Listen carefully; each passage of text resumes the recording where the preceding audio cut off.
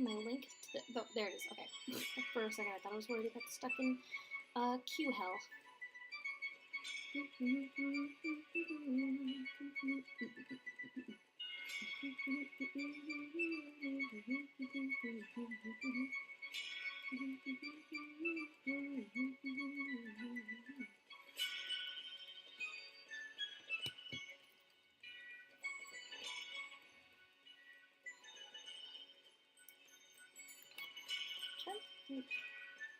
Trying to think before we start if I have everything. I think I do. As far as like references and stuff.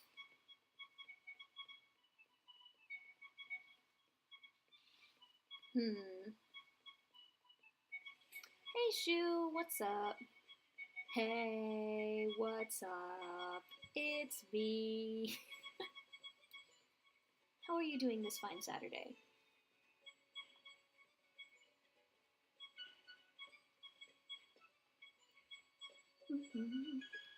Wait, I'm supposed to... Yeah, okay. Yeah, I need to fix something there. I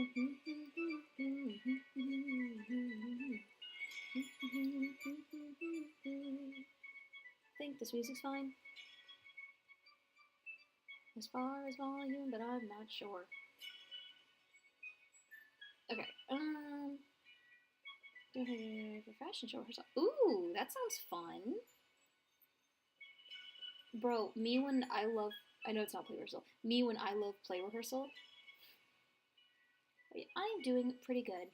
I've officially started my spring break. So I'm doing wonderful. And tomorrow, I get to see a show. I get to see Wicked. I'm pretty jazzed about that. And then I'm off to Washington. So far slated to be a pretty good week. And I'm just generally having a good time right now. I'd be having a better one if I knew what I was forgetting. I feel like I'm forgetting something. I reblogged the link.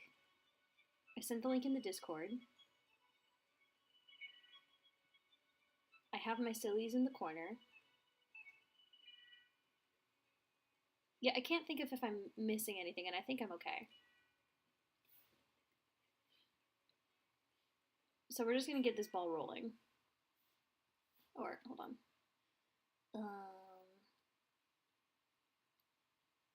I'm gonna make my dump folder. Because I know I said, draw the Sillies, and it's like a request type thing. Yeah, I have everything ready to go right here. Yeah, I'm excited. It's gonna be fun.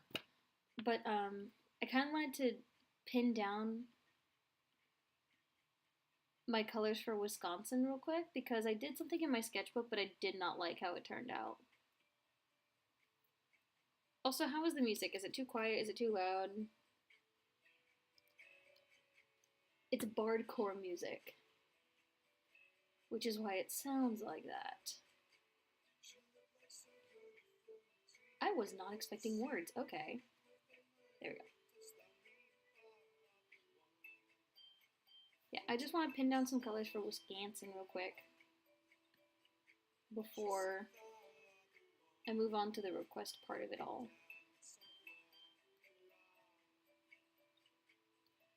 But now overlay, no. A little on the quiet side, okay. I'll beef it up a little bit. Dance on the floor. Okay. Well, I want her to be tanner than Ohio. Careful what you do.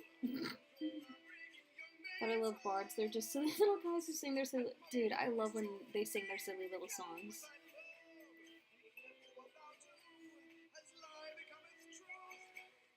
Hey, hey. Okay. Well, this was just a bad picture I took. Because... One, oh my god, look at this quality. Two, it's kind of dark, so when I lowered the saturation... Not the saturation. Yes, the saturation. When I made it black and white, it's still on the darker side. So this is not matching up very nice. That is okay. We're just gonna blaze through this really fast. It's like a little redder. Nice.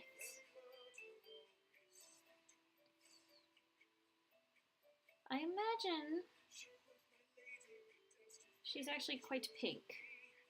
Here's a great when someone who is playing a bard shows up with an instrument. Dude, I wish that were me. My first D&D character was a bard because I'm silly and I like music and I liked bards. And I wanted to be cool and sing my silly little songs, but I'm too shy.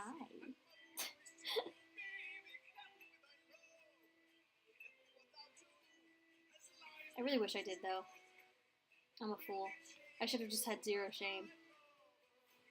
I'm gonna steal Minnesota's hair, because I actually imagine that her hair is quite close to his, because they both got the, like, red auburn hair with the blonde, but I imagine her hair is much darker and much redder.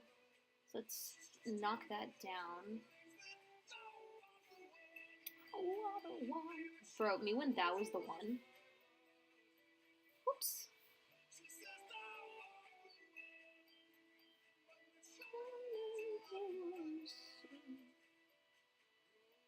Okay. I'm gonna forego that little hair strand because that is covering her eye. Whoops.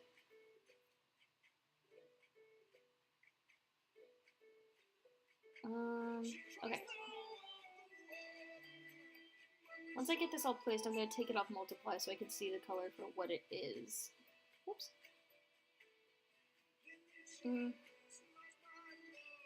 Yeah, this feels like a good brown that leans a little red, right? Oops, sorry girl, took a chunk out of your hair.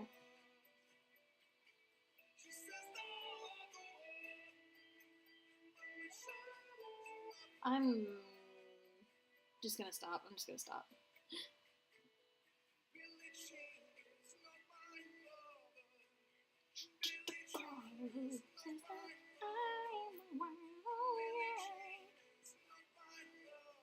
Okay, I want her to have blonde highlights, but you don't see them. But you do kind of see it in her roots, because I like to imagine that she actually has, like, actually playing a bard named Orpheus. Hey, I see you. And his whole thing is that he's a theatrical bard. In other words, he's a theater kid, making theater references constantly. Hell yeah. I see you naming him Orpheus. Orpheus, Eurydice.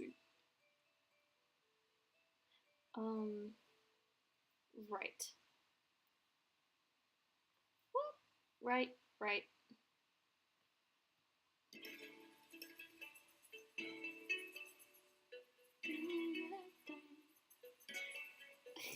This is not what I expected today.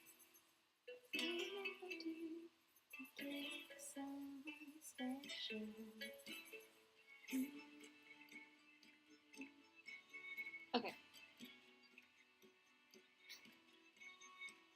Let's see how that... I hate how dark this picture is. It's really impossible to tell, but that's fine.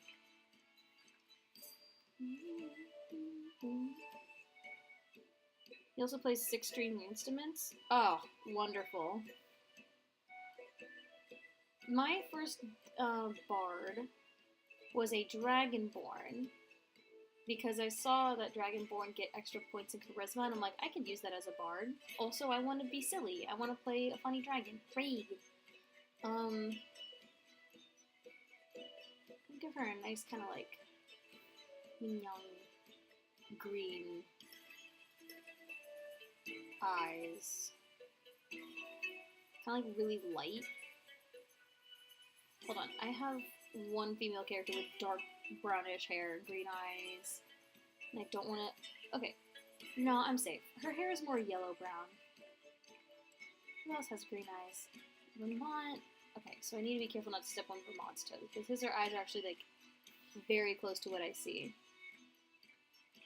for her. What did I say? Oh, right. In my first bard, flower pin on his sash. Oh, that's wonderful. My first bard Um, I used her 2 instrument slots to have 2 drums, and then I had her tie them together to make a bongo. And I thought it was so funny, and she just played her silly little ditties, and it was funny, you know? It was hilarious. It was a hit. To be like, I whip out the bongos, and I never romanced anything. I wasn't the romance bard. I was the I'm making friends bard. I'm singing a song to stop the fight because I don't know how to do combat yet.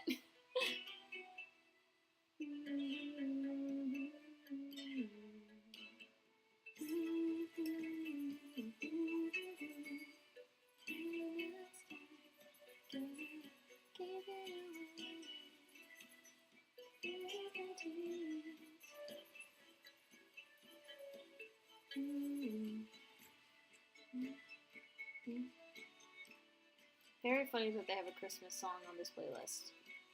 I'm like stepping back and thinking about it. That is hysterical. Yeah, I thought the bongo thing was funny. My most recent, no, my second most recent character, who is also a bard, I gave her a lap harp. And I don't know, man, I felt so cool for that one. She just sits down, plays her silly little ditties. I still haven't figured out like what she would use her music for. Because my first character, she used the power of friendship in her music. This one, I haven't caught the vibe from her yet. She's an older woman. She has a wife. They run a little knick-knack shop, or the wife runs like a little knick-knack shop. So my character goes around adventuring to earn extra money for them and also find little knickknacks and goodies for her wife to sell in their shop. So, I don't really know what kind of music she would make, or what she would use her music for. She does have a long sword as a weapon, which I think is pretty funny in hindsight. Like, yeah, girl, kill.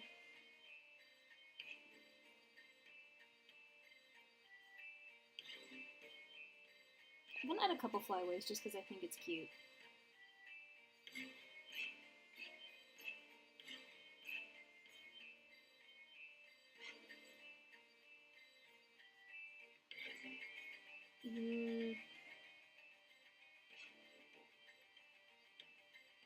This is not puzzling out how I want it to puzzle. Good enough for me. Okay. I feel like this is good for her. I have a very specific idea of her hat. I'm going to take this green, I'm going to make it yellow, make it dark.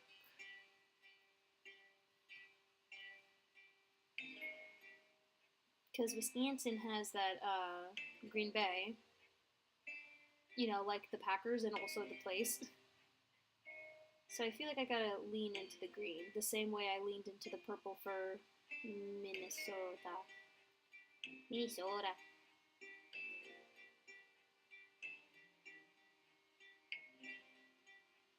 Give me 1 second.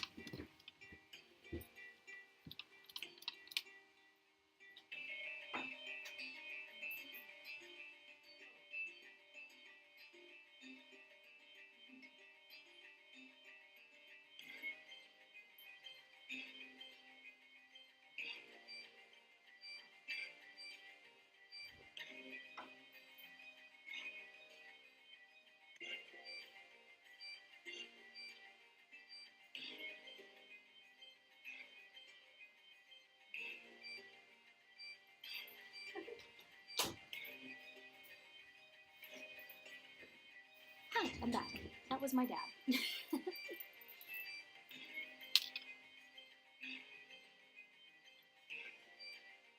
Good morning. Okay, so there's her silly little hat. Funnily enough, this is like the general, not silhouette, but aesthetic I wanted for my Washington. Ew, God, gross. But I didn't quite do that, obviously. want her hat. I can't make sense of this shape.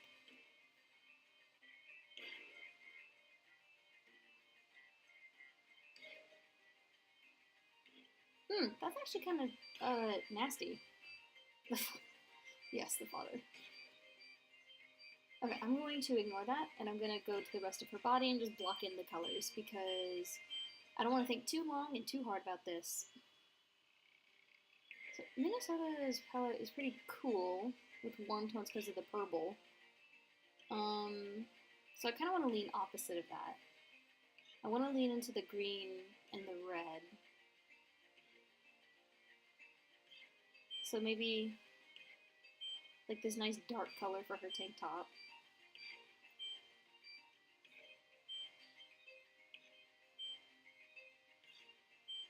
And then I'll pick an even darker color for the straps.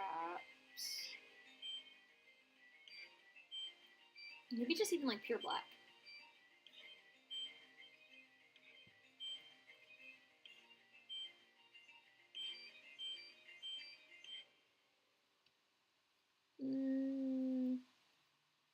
Too green still. Maybe it just...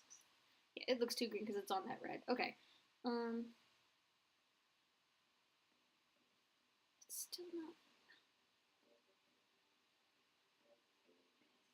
Is this Bardcore Bad Guy by Billie Eilish?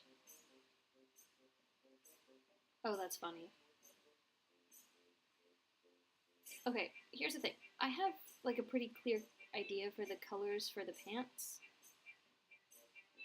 and the everything else. It's the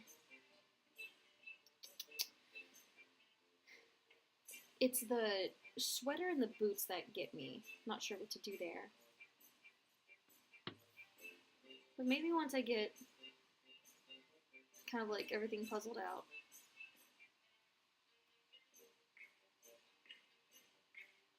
Then I can make it make more sense.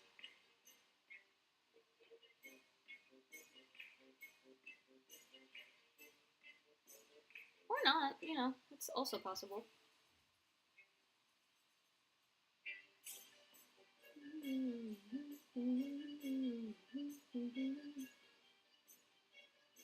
So think about the Bardcore energy of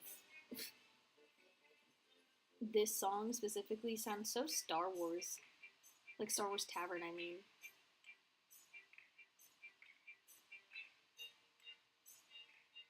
This is kind of a nasty color, isn't it? Oh, I got it mixed around. No, this is supposed to be like that hideous dark yellow. And this is supposed to be like a nice dark green. Hold up. Layer. Tolerance. Nice. And then white.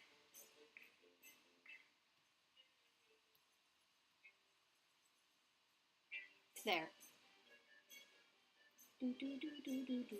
Looks good so far. Thank you. I'm glad you think that. With stream lag though, that's probably when I had the yellow pants, huh? I'm gonna shift this a little yellower.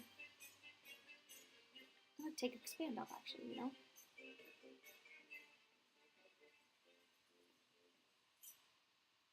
I'm gonna fiddle with this green a little bit more.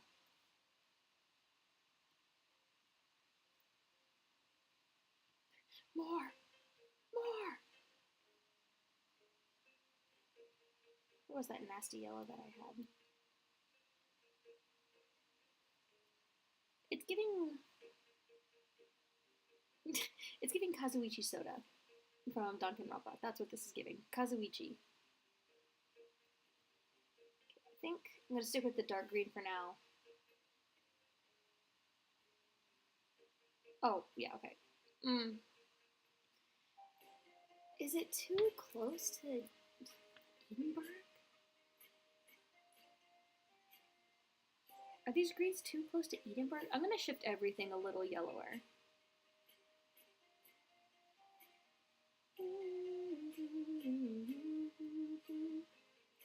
That's green. Ooh. Pause, what? You did it? Oh, you did it? Give her M81 Woodland? Buddy, I don't know what that is. Also, I don't know if you guys can see the way I shifted the hue on her outfit, but I kind of dig what this looks like. I'm looking at my phone, I can't tell if the color changed. But no, I'm digging whatever the hell's going on here. This is a vibe. I do miss the green hat, so I'm gonna steal that color, go back and... Nice. No, I don't. I'm gonna make it actually yellower.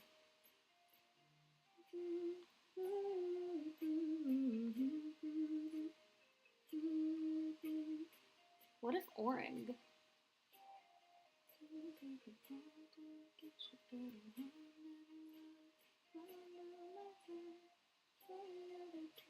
All you bullywugs with your buskin boots, best you go, best you go. Outrun my bull. I'm looking at the pictures right now, by the way. Just give me a second. Oh my god, this is wonderful, dude. Oh, it's so tiny. Damn, A through J and then 1 through 5. I like that it's mixed gender. You know? I like that it's not just female fits and male fits. I like that it's both. God, the silhouette of male clothing in this era is so good. And I think it's just the hat. All you bullywugs with your buskin boots, best you go, best you go. Didn't want to do it. Oh, sorry, man. I was running around a lot this morning. I'm still getting ready for my trip.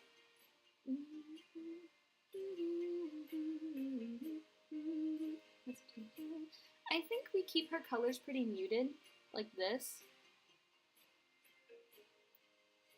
And we keep her... I'm going to actually shift her highs from green to hazel. No, that would look... Hold on, let me look at her color palette real quick. Why? There it is. Stingle, stingle, outrun my ball. Oh, he walks with your buskin boots. Best you go, best you go. Outrun my ball. Because... I actually lost my original thought of why... Oh, right. I want to look at her colors together, because if I shift her eyes to hazel, which would make them, like, yellow or browner, then that might bleed it way... Like, if I were to shift them hazel, I move it down to more yellow. More! I move them yellower, but into, like, the brownish area. Like this nice olive color. I'm going to look something up real quick. Actually, I just got an idea. What does ginseng look like?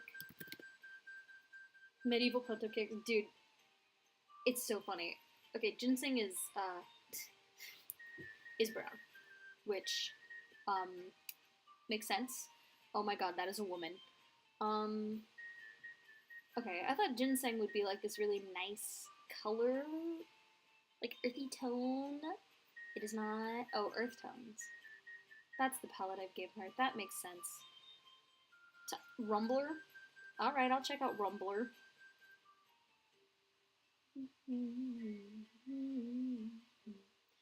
Oh, okay. The camouflage ever.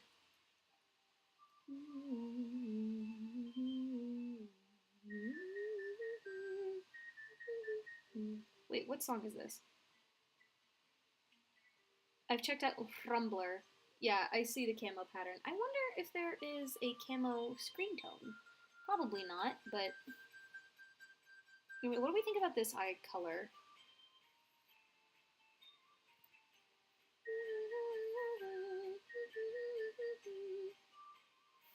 I'm gonna put it onto her and see what that looks like.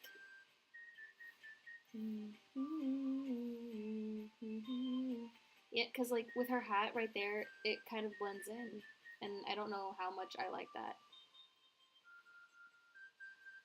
It's like what I did for my boy right here. His eye color and his hat color are so similar. I just don't know how much of a fan I am of that, honestly.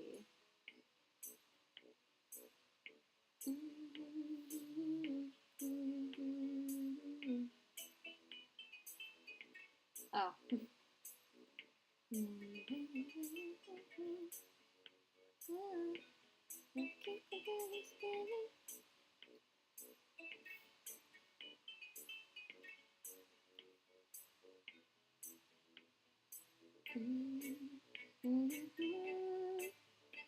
Yeah, don't worry about that. Don't worry about that. Don't worry about there being no lines. It looks even worse when you put it on multiply because the colors get so muddy.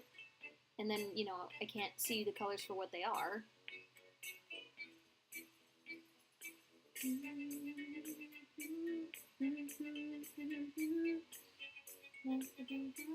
So I think the one, like, bright-ish color on her person should be, her jacket right here in the center. Like, I don't know what color will make the boots. They're going to be covered in mud, so I don't think it matters.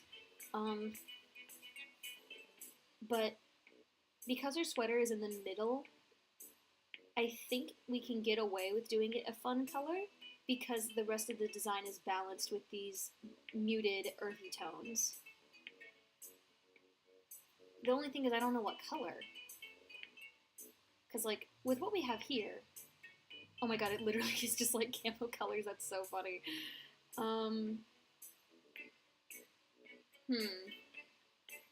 I think I looked up the state colors, and it's, like, these really bright red, gold, and blue.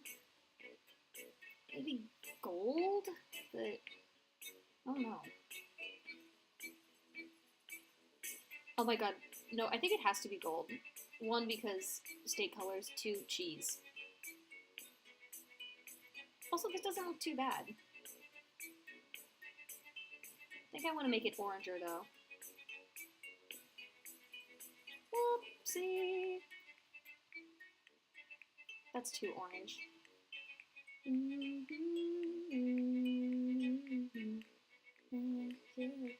No, I'm not going to lean into muting the colors like I like to do. My turn boots are either black rubber boots or brown. Purple, gold, white camo.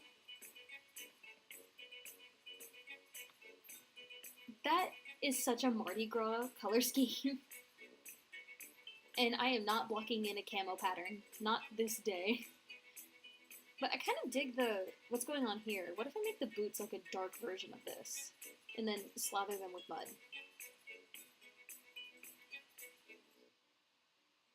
Oh my god, because then she also has like the blonde in her hair. So it kind of... Okay. I got. We have the gold in the middle. She has a little bit of blonde in her hair, and that's another, like, yellow on that end of the design.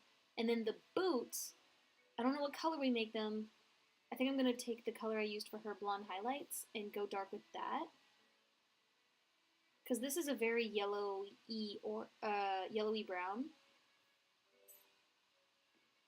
But if she's going to be covered in mud and they're already brown, that's not going to be very prominent. That would look silly.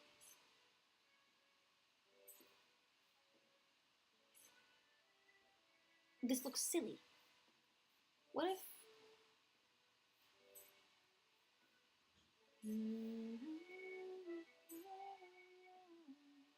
What if...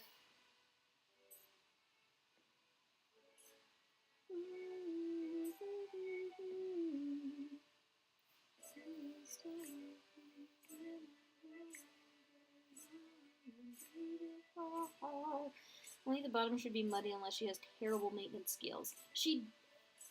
Look at her roots. She has not fixed those roots in years. That's why she wears the hat. She has no maintenance skills when it comes to herself. However, if she has to fix a cattle press, she's on it. She fixes that thing before the people even can come out and be like, hey, you might want to fix this. She's like, done, idiot. Not to the headlines? Yeah, the longer I look at it, the more I hate it.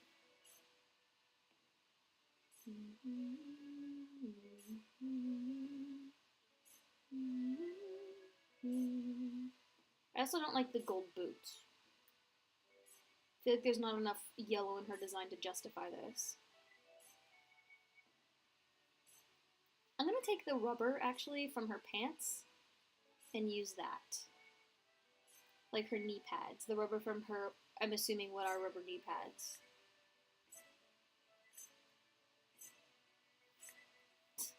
Remember that post I made the other day about not liking very specific shades of army green, and now I'm using army green? I think I like this better.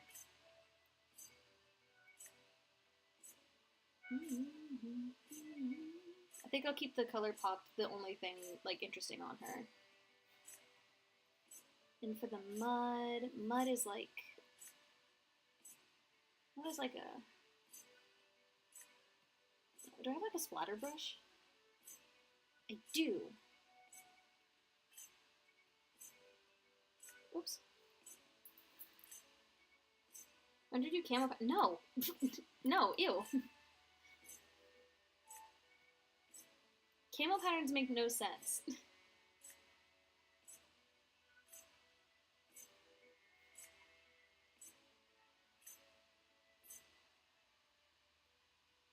I will steal camo patterns offline, off the internet, and paste them onto my characters, but I will not be learning how to draw those. And I can live with that. Why the hate of olive green, I was assuming what you mean about army green. No, it's like very specific shades of like yellowy green on their own I don't think are very appealing, but if paired with the right colors, I think they look good. Because honestly, I can't think of a color that I hate, which was what that one post was asking for, was a color that you hate. Like, any color, I feel like, no matter what, can be utilized effectively if paired with good surrounding colors. But on their own, I'm just not a big fan. Like, I wouldn't like this color normally, but with everything else, I think it looks fine. Okay, and then her silly bright yellow. I'm gonna get that mud color, put that like there. Is that the color I used for the mud? Dang. That is just gray. Oh, okay, that makes more sense.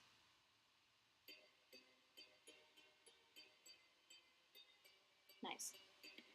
Forgot you're streaming. How y'all been? Hey, what's up? I have been doing pretty alright, actually. We're just finishing some colors before I move on to the, like, kind of, sort of, requests. Okay, final thoughts before I put her away and forget about her.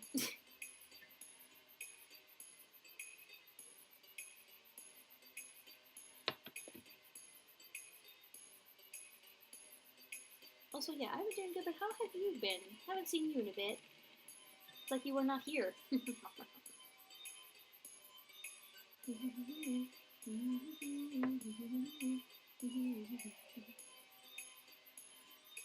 Yeah, I'm gonna put her on... Oops. I'm gonna put her on multiply to see how that looks. Gross. What if I mess around? What if I got a little silly?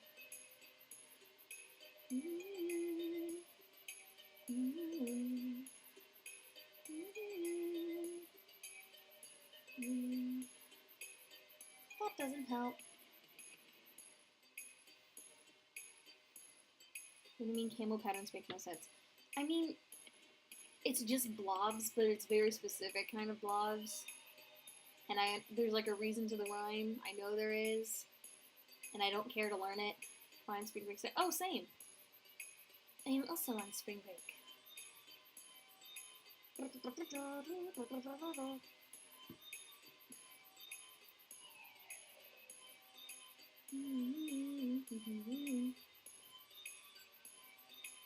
Honestly, once all is said and done and I finally, like, finish all of the 50 characters and I celebrate by deleting my blog, you know, all that good stuff, I'm gonna reuse her design for some, like, mechanic outfit because that is what she is giving. Like, I really like this design. Honestly, her personality is the thing that needs the most work, and her, like, temperament, I suppose. I guess that falls into personality. Her vibe is what needs work. And how she interacts with her siblings.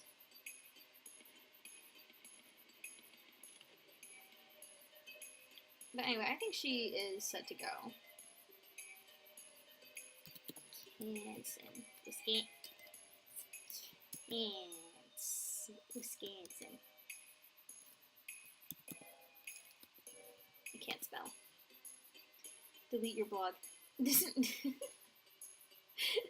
someone. Hey, look, I don't know how else to celebrate, man. I'll finally be done. Then I can move on from this. I'm gonna delete my blog. Okay. So I have a couple things pulled up. I would pull up the one you sent, but I don't want to go into Tumblr right now to pull that up because my computer is already hissing at me. I think I'm gonna do that for like an outfit challenge I do on my own some other time.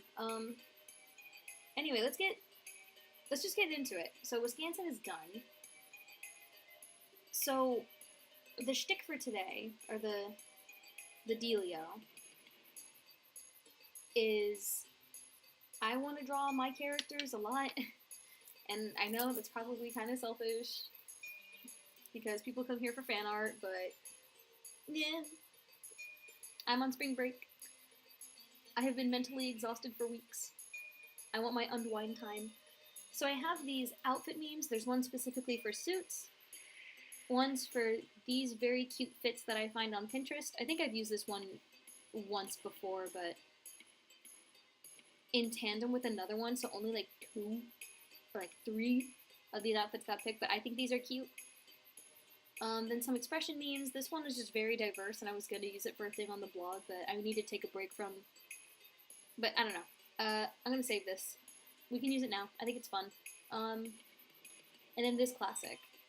This artist whose name is escaping me. I love their work. I love these expression memes. And I just like the blushy face one especially, because there's such a range. Such a good range of blushy faces. And this too. Also it says Pog and Vengeance down here. How can I not love it? They've sold me. So yeah, if there's a state you guys want me to draw, I have... Well, you can't see them. You can't see them because I'm covering them up. Here, I'm gonna hide my guy real quick. I will not hide my guy. I'm gonna move... Hold on, the screen's gonna get silly for a second. Hold on. Bear with me. Bear with me. There we go. Okay, screen should no longer be silly. Could you send me them? Wait, or some of the Discord just so we have higher quality version of them. Good point. I see your point. Oop, that's too big.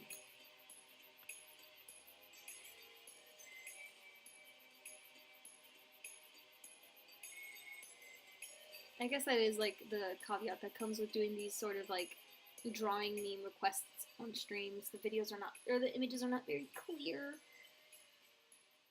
But okay, I have the them pulled up. Hi. I'm gonna put them in here. It's just that not everybody in here is on the Discord, so they wouldn't have access to those. So I guess it's, you know, we can like do combos, like expressions and outfits. I like doing that, and maybe they're all just kind of like hanging out in a room. Anyway, looks like she's in pain. Nah, she's just bored.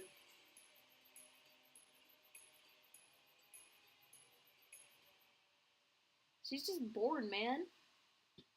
She just looks like that. Washington looks high. She's just vibing. Leave my kids alone. What is wrong with you? How dare you insinuate she takes part of the lead? Oh, wrong layer.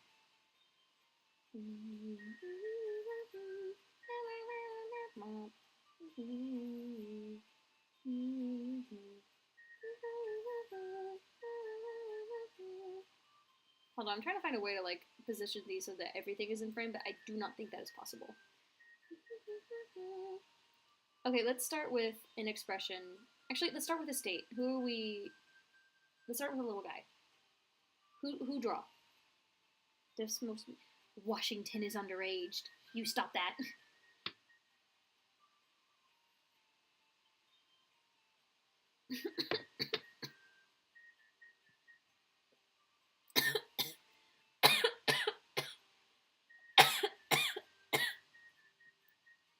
Pardon, dying. You know how it is. I'm good. Hi, Des. Welcome, Texas.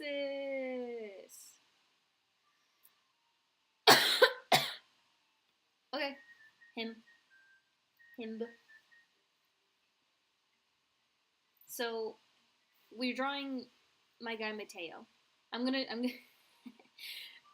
I need to like learn or remember that I give them names and not just calling them the states they're based on. That feels mean. So we have Mateo. So Mateo.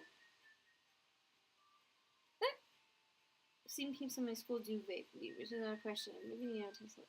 Well, Neo Text still doesn't have an official design.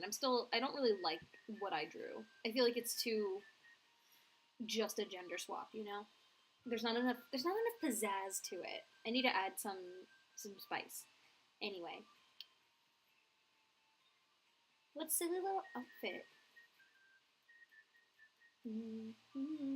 What silly little outfit should we pick? We have the suits that Jez sent me. There's honestly a lot. Which, if you want to do one of these suits, that is in the Discord because Jez sent it to me. I just don't remember where in what chat. So, okay. I love the silhouette of suits. They are not interesting enough unless it's like the color. These are just cute and silly. This one is my favorite. I want this outfit. Maybe not those shoes, but I want that jacket. Oh my god.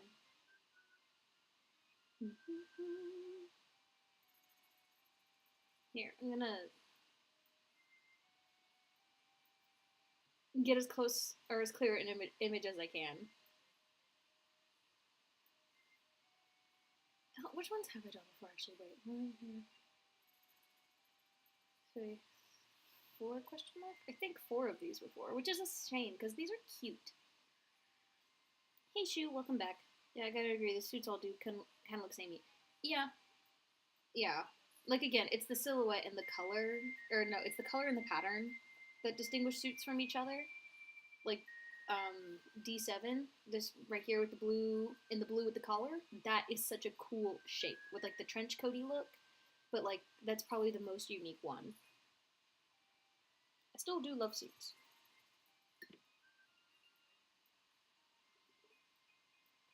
What are the letters? I mean, there's only 4, so it's A, B, C, D. Yeah. A, B, C, D, and then 1, 2, 3.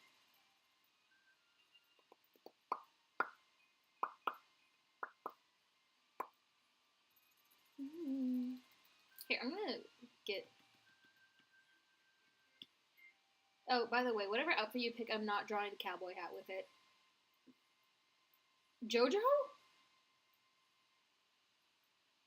What Jojo? There's no Jojo.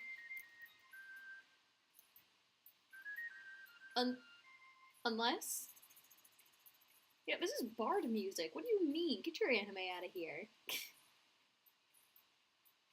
I actually can't recognize what this is.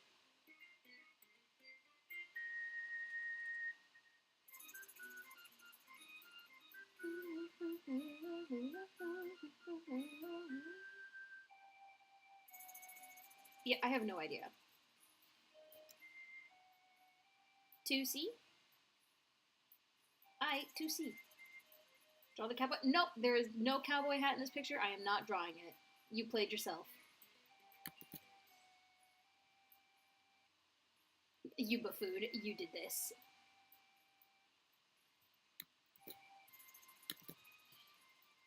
The song was Bloody Stream, the JoJo. What? I'm not playing any JoJo music. Okay, unironically, I've listened to some of the JoJo soundtrack, not by choice, and it's pretty good. I will say. Hold on, wait, what was it called again? Bloody Stream? Yeah, Bloody Stream is not on this list of songs that are playing. That is quite funny.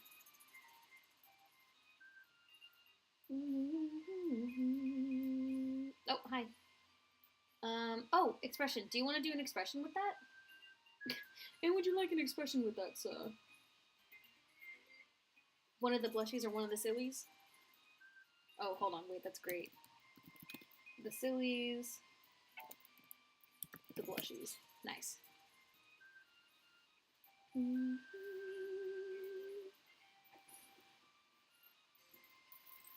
Yeah, I'll try. There's a lot more of the silly expressions, so it's kind of hard to see them, but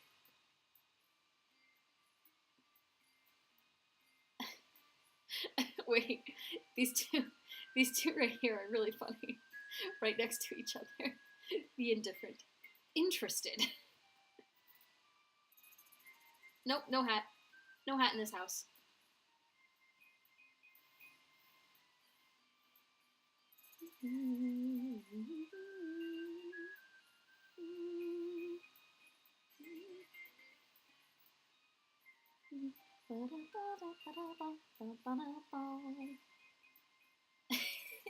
Looking at these closer, these are actually like super fun. I swear to God, if my artists out there, hi, love ya, if you ever want to do these expression challenges, they're such a good exercise, especially if you find the ones that are kind of like this, that are super exaggerated. These two over here, because this artist is really good at like exaggerating features and emotion to more effectively communicate a feeling. Lonely or optimistic? Only if you want pain, if not optimism. Okay. Lonely, optimistic. Okay, there's optimistic. I can't read. And lonely. You're just gonna walk on by without saying yeehaw. I like optimistic. I feel like that fits the bright and colorful outfit.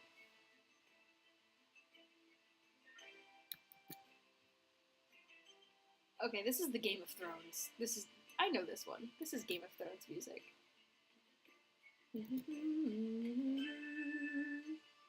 She agrees with me. You're not trying the hat. It's a crime against mankind. Well, okay, arrest me. I don't care.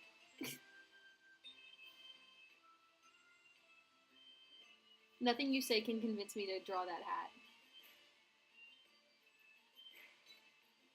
It doesn't even match the fit. That is a crime against fashion. Forget your crimes against humanity. Jeez. Hold on, I have a funny idea.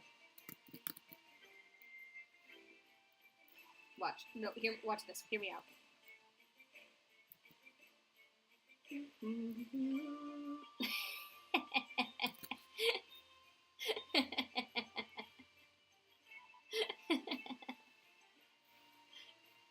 Okay, let's get this going. I think I'm gonna do like a lineup of them. So like, oh god, I don't have my like height chart because that's on my flash drive. I don't have. I'll just draw them. They don't have canon heights anyway. I'll make it up as I go. Oh right, what I was saying. So if you want to get better at doing expressions, finding expression challenges like these that are super exaggerated is a great way to like kind of push your art style where you may not be comfortable. Like I know my art style isn't realistic. I feel like I try to add in elements of realism into it. I feel like that's honestly just what artists do. But anyway.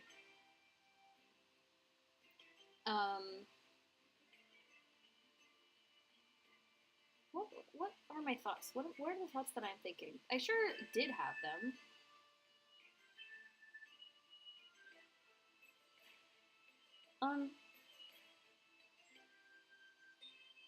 Yeah, no, they're gone.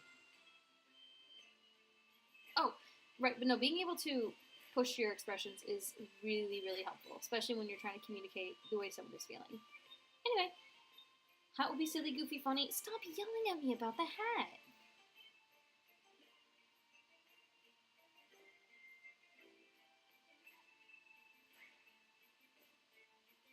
I just know he's short and he's stout. And if I have him doing a really hard lean, I can do a fun shape with the jacket, like hanging out like that.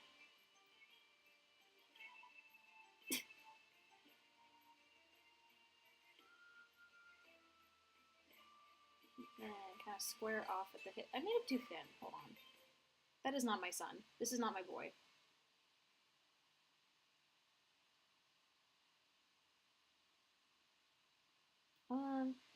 No, stop with the hat.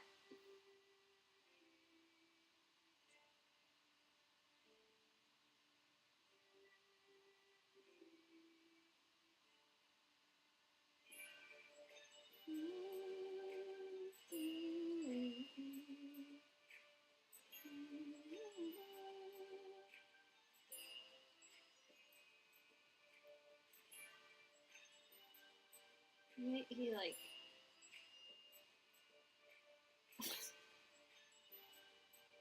If I see one more hat in the chat, I'm never gonna draw his cowboy hat again. He will be cowboyless.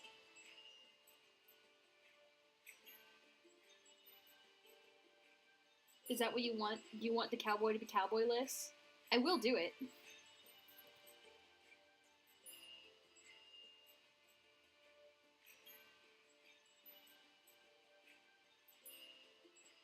Sounds a little low, but I'm gonna keep it there.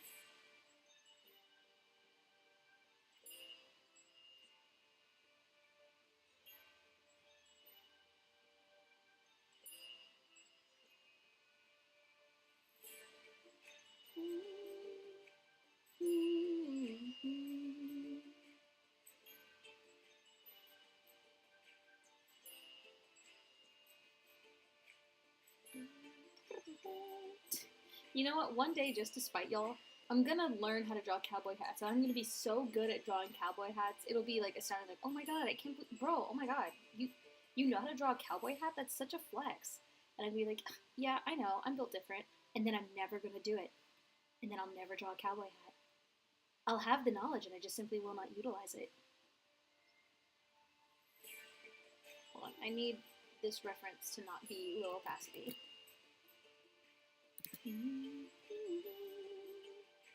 Oh, you know what? To save layers, I'm just gonna draw on this layer.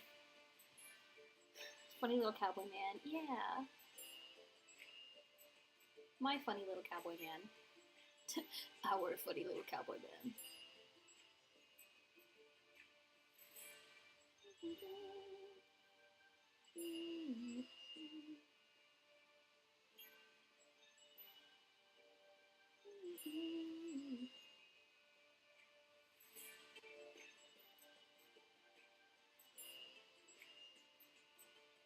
Nice big smile. Because everything is big in Texas, including the,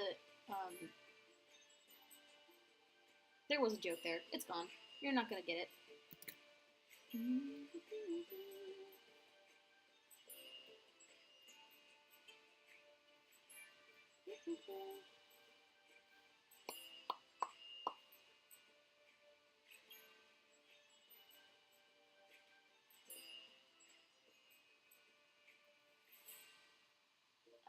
His nose is like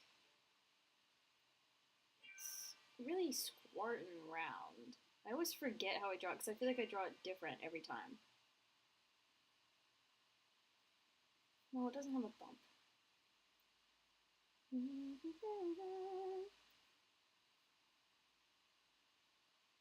Oh my god, wait, no, it was so cute. At work the other day, you know, it's spring break, right? And the kids, they had just the craziest energy. And some of them decided that they were going to find a patch of dirt and dig in it. And I think I already told you this story the other day, but I'm going to tell it again and add more because a lot happened in the few seconds that they were playing in the dirt. But yeah, they started digging in dirt and they started running up to me like, oh my god, oh my god, oh my god, look at what we found. What is this? What is this? What did we find? Oh my god, what treasures? What treasures did we find? Is what one kid said. And, you know, it's Florida. Ain't much going on around here geologically. And so everything they brought back to me was like, I was like, that's a chunk of limestone. That's a chunk of limestone. That is a shell. That's also a shell. Chunk of limestone, a shell. That is a bug. Where that is a bug. Why do you have a bug? Put that back. um, but they were having such a good time. They kept handing me a stick and asking me to mark off a place for them to start excavating, which was their big new word that I taught them. Excavating. They were little excavators. They loved it. They thought it was so funny.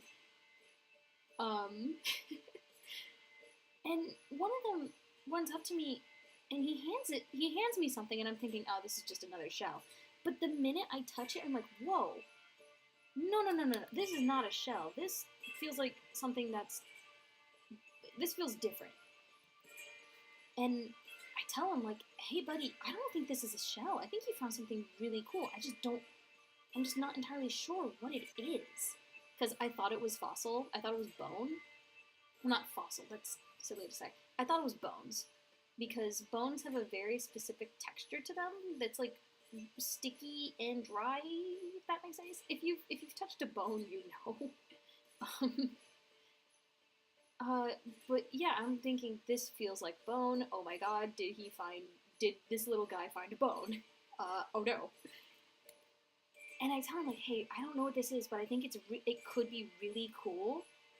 I'm not sure. And he tells me, your roommate likes geology, right? Ask her. Just ask her. Which, one, hilarious that he remembered that. Two, oh my god, he really wants to know. So he let me keep the silly little thing he found. And I bring it back to school. And I go to my roommate, and I'm like, hey, one of my kids found a thing. They want to know what it is. What's your opinion professionally? And I felt so proud for this for no reason. I was not too far off. It wasn't bone, but it was an oyster shell. And oyster shells have calcium in it. Or not calcium, something calcium related. Which, hey, did you guys know calcium in bones? Calcium in bones, baby. So I wasn't too far off. It was so cool. Anyway, I'm so happy to be on break. I cannot wait to go back to work so I can tell this little kid, like, hey, you found an oyster shell. This thing used to be alive. Isn't that cool? And then they kept digging, and they kept digging. They keep bringing me shells, rocks, and bugs. They found so many bugs. But then they actually find something really neat. Again, it was an acorn that had started to grow into like a tree, so like roots had busted out of it. But you know, it died or it didn't fully grow or get like anchored in. Yeah, calcium carbonate. The acorn didn't get enough time to, you know, set itself up because Hey, fun fact: there's no dirt in Florida; it's all sand. Um, so it was in a really loose, sandy part of the ground where we found it. I don't know what is with my art today, but it's not arting. And I think like an animal had gotten to it because the roots were all bunkus. But it was so cute. I told them like, oh, this is an acorn that almost grew into a tree. Isn't that neat? Isn't that cool, kiddos? And they go, oh, I'm going to plant it somewhere in my yard and then make it grow into a tree. And I'm like, oh, go ahead and try. Buddy, I don't know if it'll work. Because the roots were so chewed up. The roots were so chewed up. I'm like, how do I tell this 8-year-old? How do I tell this little 8-year-old that this tree will probably never grow without breaking his little heart? Because all they wanted was, like, a place to read, like, and to hide away. And I'm like, oh, that's so cute. I'm so sorry, buddy. It ain't gonna work. I think an animal got into it. Yeah, children. Yeah.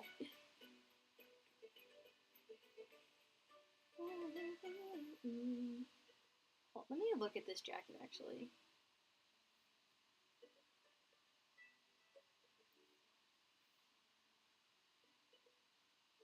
I'm gonna fix those fingers when I get to it.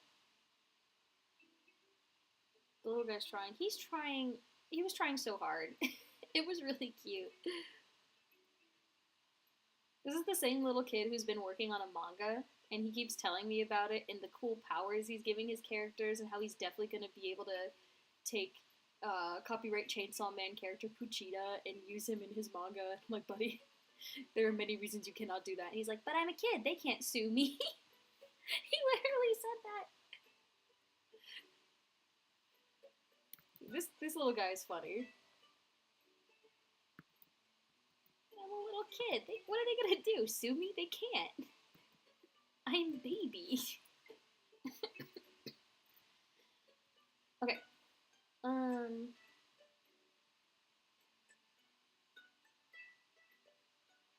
Okay. So with the way he's standing and the way this jacket looks like it's gonna work. What if we got like silly with it? What if it's like flowing out? Like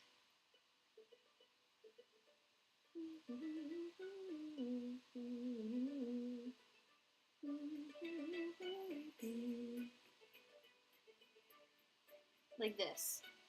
And then it's, but I'm a kid, they can't sue me. Chinese copyright, I beg to differ. Check tumble, just a second. Let me get this all, let me get this figured out.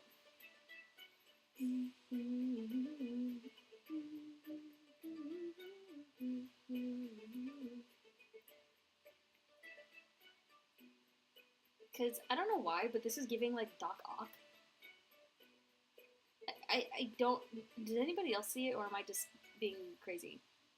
Like this outfit, or general shape of the outfit, this silhouette, the energy, it's giving Doc Ock Spider-Man. Like, I can't be the only one seeing it, right? It feels like it's very evident.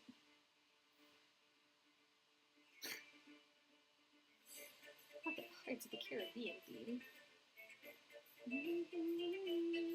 Villain Texas. No. He's too big and dumb and sweet. He can't be a villain. Ooh, it has elbow pads. Nice.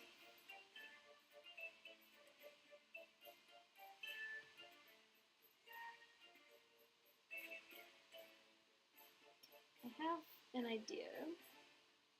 I've been paying more attention to like clothing fabric and folds, and I've come to the conclusion that none of it makes sense. But the general rules are use triangles, and nothing moves the way you think it does. And somehow thinking like, hey, this probably isn't going to look like that really helps when trying to figure out how to draw these folds. It's so weird. You think, hey, draw this foot wrong, and suddenly it looks right. Like arms. Arms are always so much longer than you think they'll be.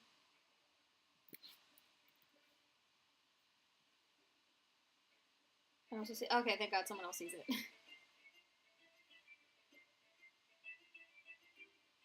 Is there like a silly little hem? There is. There's like a hem to the jacket.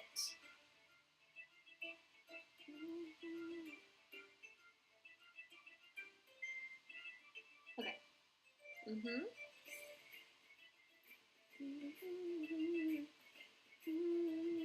Looks like a lab coat, right? Yeah, but hopefully once I add all the patchies, it'll look less like a lab coat. Because I do love the energy. That is not the energy we want. Oh, right. Elbow pads. Nice.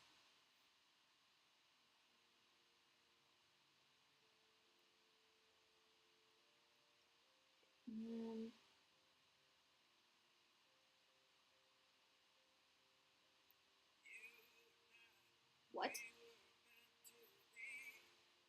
What in the world is playing?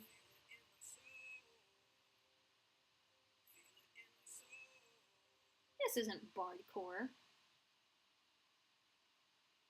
Switching it to classical.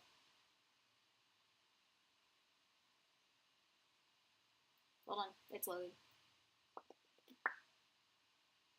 I should load on her own time. Let me get back to drawing. Looks like there are star cups. Very appropriate, very nice. It's a little necklace.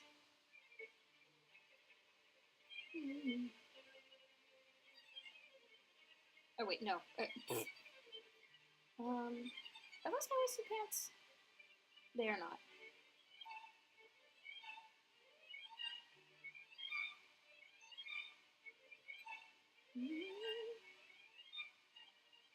Oh, but there is a belt that I literally just ignored. Okay,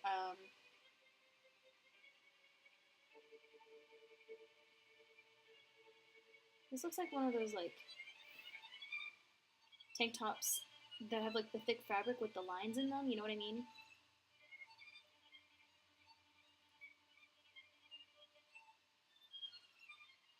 Tummy.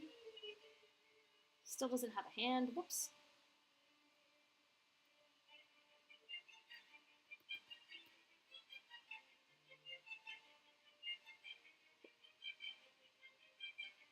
There's one. Okay, there is one hand. Great, love that.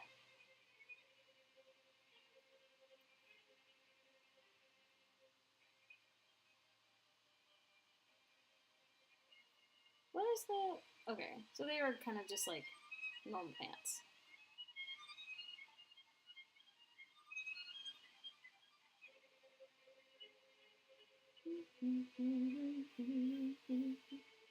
Also, fun fact.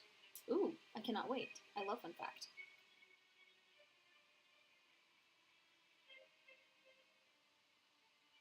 Oh, belt. Right, belt. Okay.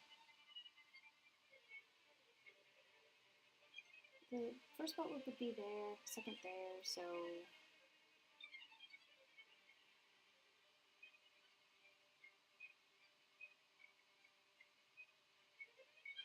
That is where the rest of the belt would go.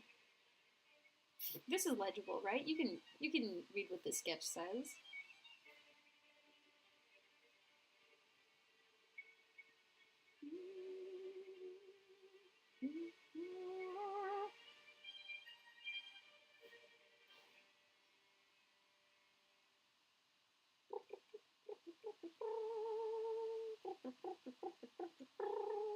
State rifle of Tennessee is the Barrett M82 50 cal anti-material rifle.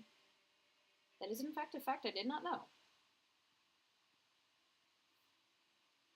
I didn't know. Actually, never mind. I was gonna say I didn't think there would be state, not even a state rifle, but it makes perfect sense if it's Tennessee. Does Texas have a state rifle? Out of all of the states in this country, I would think Texas would be B1 to have a state symbol rifle.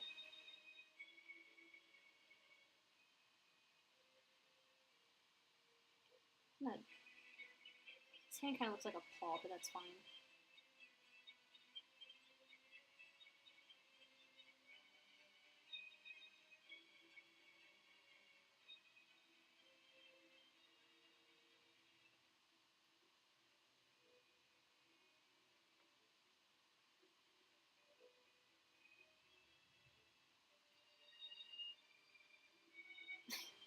It's like he's flipping the bird. Hold on. There we go.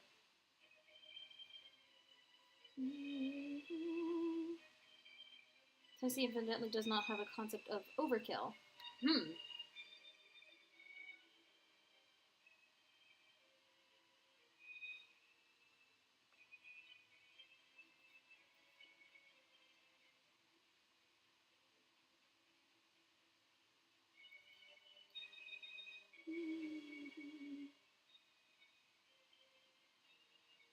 Nice. He still is bald. Hold on.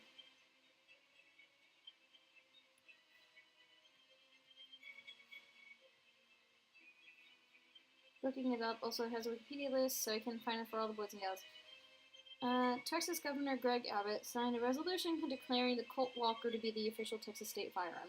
So it's a new thing.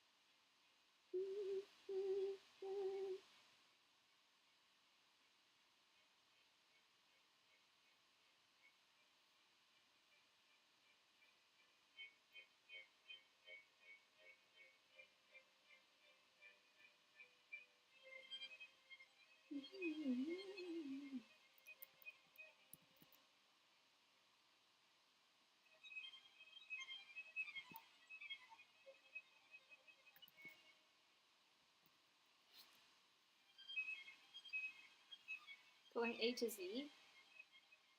Oh, okay. You're listing all the states and their state firearms.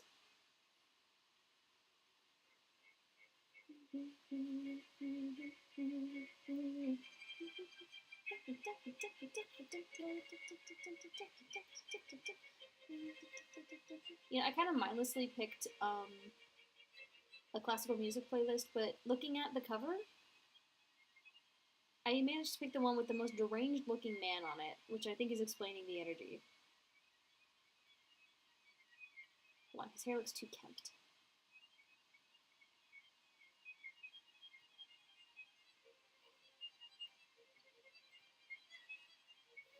There he is.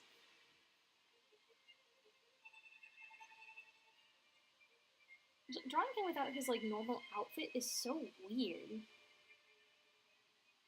Like that's not my boy. This isn't my character.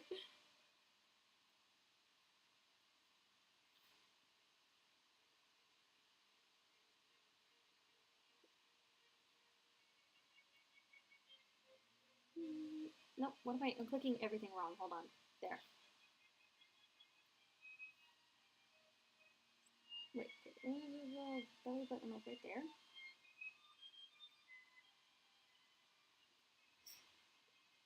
Metal and classical music have a lot in common. I can send you a bit on it. I know the similarities. Trust me, I've heard the comparison between metal and classical many a time. I hung out with the theater kids after all in high school. I am aware. Because the overlap of theater kid and band kid was evident.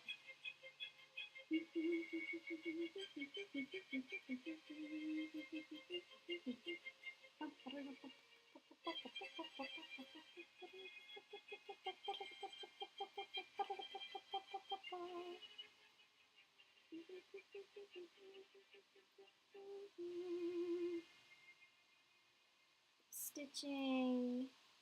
And I'm going to keep this sketch messy because I want to move on.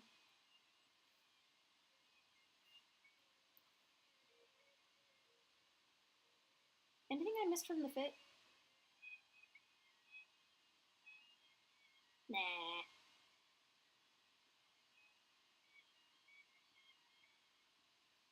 Alright, let's slap some color on this guy and then move on to another silly.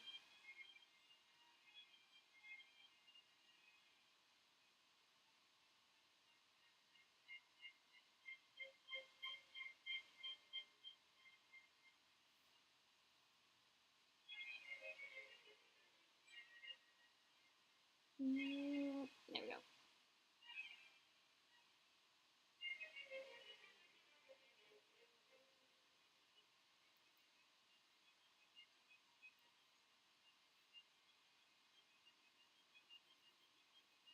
Long rifle, you know, loaded musket, doing with their French. Okay, no. You say, oh my god, and then act like. But, like, that's rad as hell. That's sick. Shout out to Pennsylvania with their state rifle being the long rifle. That's cool. They get it. They understood the assignment.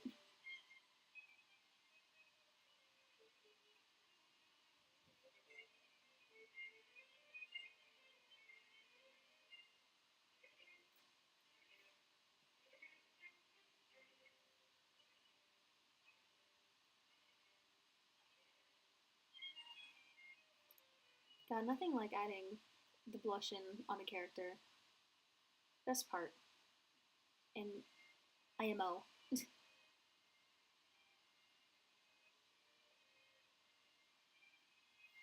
Vaulting into rifle, firing range with a musket. They would. They would do it. I've been to Pennsylvania. They're just like that.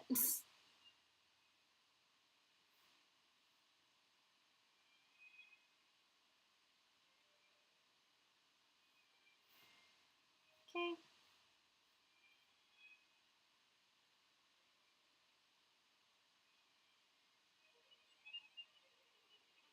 I've decided that I want them all to be hanging out in whatever picture we end up drawing, so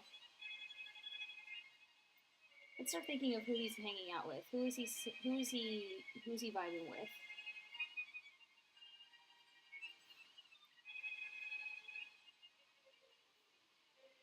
Hold on, I forgot one of the most important parts of his design. You can't see it, hold on. Perfect.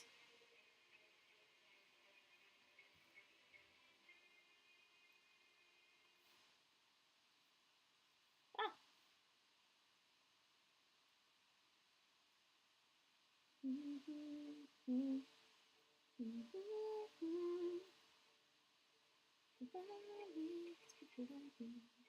Spinning around.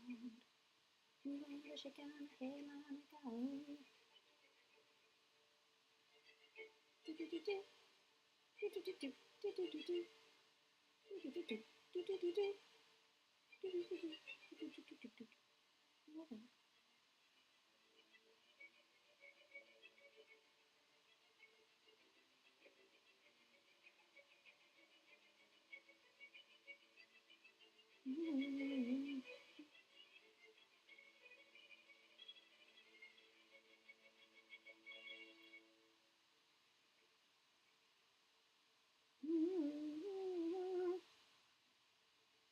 Aw, I like this guy.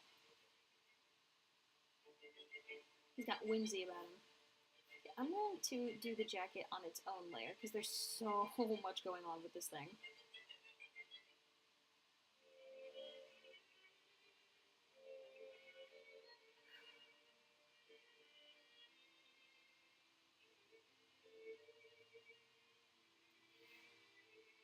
I am in fact holding my breath while I like this.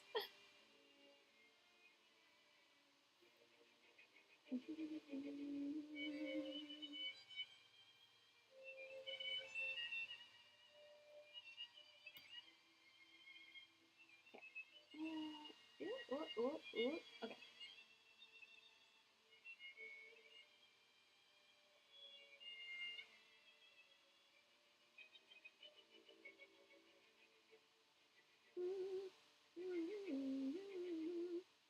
Wait, have I explained my new process for picking which like state I look at for a design? Have I talked about that here? Like, cause I've developed something new instead of just spinning the wheel every single time. I can't remember if I have or not. I know I've definitely talked about it, but I just don't remember who or where.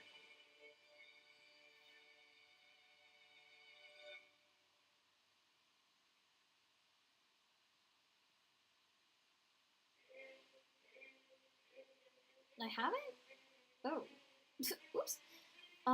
Yeah, there's a new method to my madness now. Where it's the first license plate I see when I go out driving. If I haven't already designed them, it's the first new like license plate I see when I'm driving. Because I love doing the random streams, I do, but I kind of want to do different character design streams now. I love the little guys. I do. I love filling out my little list. I just need something different, I think, for those days. So my new method, if I want to do them on my, like, design the characters on my own, is just next time I go out driving, it's the very first license plate I see. That's who gets got. Okay, what does the inside of this jacket look like? Dark purple, got it. That's the only reason that, like, I drew a Wisconsin on my own. Was because I'm like, hey, this would be a fun idea, and then the first, like, I thought of it while driving, and then the first license plate I saw was Wisconsin.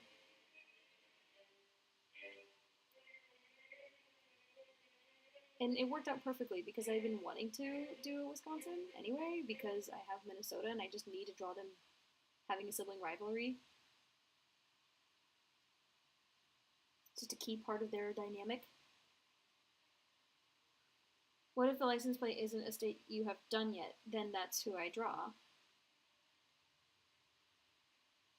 Like if it's a license plate of a state I haven't drawn before, then that's who I do next. Because I was driving and I'm like, I've been seeing a lot more not Florida license plates recently, and it reminded me of the license plate game you play on like road trips. I'm like, haha, wouldn't that be funny? Haha, wouldn't that be funny? I thought, and so that's my new process. Okay, I'm gonna do a clipping layer for each of these patterns, I think.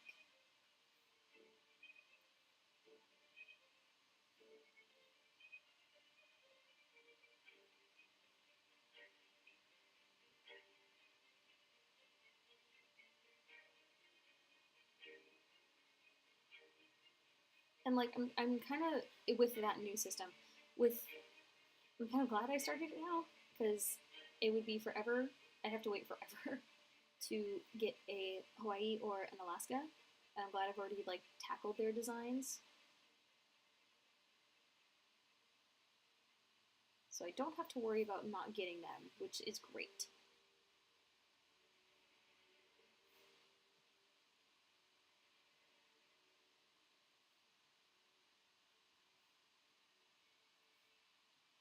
Because I think on the character designing streams, I want to do more like concept things. Like I want to make them based off of areas like we have been doing. Those are super fun. Don't get me wrong. But I want to do more like, oh, here's a prompt. Make a character based off of that, because I feel like that's you can have more liberty with it. Like you can have fun with the guys, you know. You can have a lot of fun with that, but I feel like I don't know. Try something. I want to try something else. Northern and Western states. You'd be surprised, man. You would be surprised the amount of northern Western states you see up here. Of course, it depends solely on like what time of year it is, but still.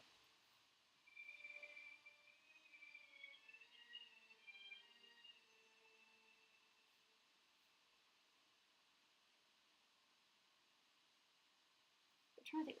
What license plates do I see a lot from around that area? Like super North New England, I don't see a lot. But like New York all the time, Jersey all the time.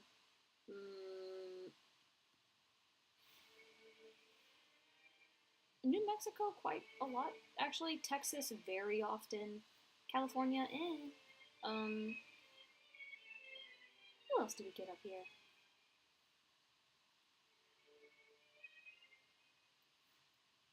I can't much think. But yeah, you'd be shocked.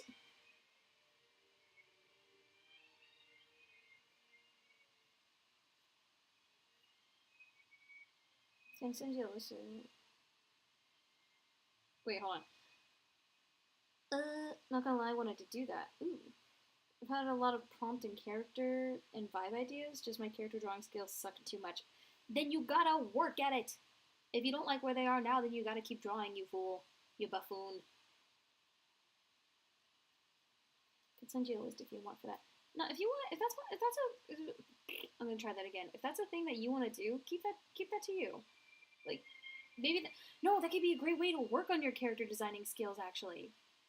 Avoiding character design because you think you're bad at it is not how you improve at character design. So, oh, I see. So use the ideas you have, the prompts and the vibes and the rest of the goods. Use those to practice character design, dude. Just go at it. Go ham. Jump all in. Jump in the line. Put your body in time. Okay. I'm not instantly good at it, then my brain doesn't want to do it. Bro, me too. I understand. I'm the same way. But for art, that's just something you have to learn how to deal with. Because, newsflash, that feeling never goes away. Like, that feeling of, oh, my art could be better, it's not as good, I don't like where it's at, that never goes away. Like, you'll have periods of time when you're, like, contented with your work. Like, I had that recently, where I was very comfy with what my work looked like and how I executed it. But now, I'm not very comfy with it, and I hate most of what I've been drawing recently. It's great, I love it, I love it here. But anyhow, no, that feeling of discomfort, it don't go away, man. It will never go away. It'll haunt you forever. But it's learning how to deal with that discomfort and like frustration that really makes all the difference. Like I've been dealing with it by experimenting with my art, like traditional art, with my stylistic choices I make when doing like posing and anatomy and outfits and stuff like that. I've been trying to experiment with it, not go so far out of my comfort zone, but like take a couple steps out of it, you know? Um, See, it's learning how to deal with the frustration of not being where you want to be. That helps that constant drive to be better. Because if you want to get better at your art and you say, well, I'm not immediately where I want to be, I'm just going to stop, then you'll never progress to a point where you're feeling comfortable again. But if you really want to improve and get to a certain point in your art, it takes practice to think like this. It's really hard to learn how to think like this. You have to find a way to like get yourself thinking, well, I'm not there yet. I'm still working my way there. And maybe one day I'll get there. And maybe you won't end up exactly where you want to be. Like, I know I had a very clear image of what I wanted my art style to look like, and it's definitely not where I wanted to be. This is definitely not the art style I thought I would end up with, but you know, she's grown on me. I do, in fact, appreciate her, and I'm finding new ways to add on fun stuff to make it more interesting to me. But yeah, how do you learn to deal with it? It's a lot of um, not self awareness, like repetition. It's a lot of it is self awareness. That is the word I want to use. You know what? Actually, it's a lot of being able or reminding yourself to take a step back and put yourself in the moment and think, this is how I'm feeling. I know why I'm feeling this way, and that is totally normal. It is totally normal that I'm feeling this way. This is how I'm going to deal with it so that I can become a better artist.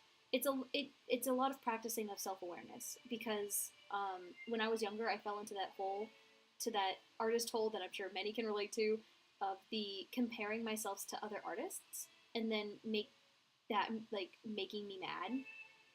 Like, there was one artist, I love their art, Maple Leaf. I love their work.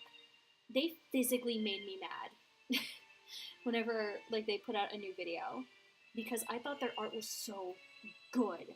And it is so good. It's not that I think it's good. I know it's good. It's beautiful. Check them out if you want like just good art to look at. But yeah, no, they physically would make me angry whenever they posted art because I'm like, God, I want my art to look like that so bad, and it doesn't, and I hate them for it. Like, to the point where I couldn't watch their videos anymore. Which, that's on me. That's some silly, goofy artist behavior, but that's also very normal for, like, beginner artists. Not even just young artists, beginner artists. It's comparing yourself to people who have probably been practicing way longer than you have, and also are on a different artistic journey than you. Like, where are my words? Don't compare yourself to others. Me who always compare yourself to others, so it's nervous. No, I understand, man. It's a really hard habit to break. Again, it's a lot of practicing self-awareness and reminding yourselves that everybody is on a different journey. Like, the end goal for artists is to be happy with the work you produce. I think it is, at least. And everybody, or to like reach a certain aesthetic appeal or look to your art. And everybody is on a different journey with that. Everybody is battling that uphill battle with their own demons and weapons and swords and all good stuff. Um, and some people, like, yes, okay, the natural talent thing is so odd because there are some people who are just like naturally better at identifying colors and schemes and seeing and knowing what looks good together and what doesn't. Like sometimes that just does come easy to people. That is true. However, the difference between a naturally, I'm putting fat air quotes by the way, a naturally talented artist and an artist who is learning is practice. And this is never the answer anybody wants to hear. They never want to hear, oh, you gotta practice if you want to get better. I know, I was that person. I never wanted to hear about practice. I just wanted to be good right this very second.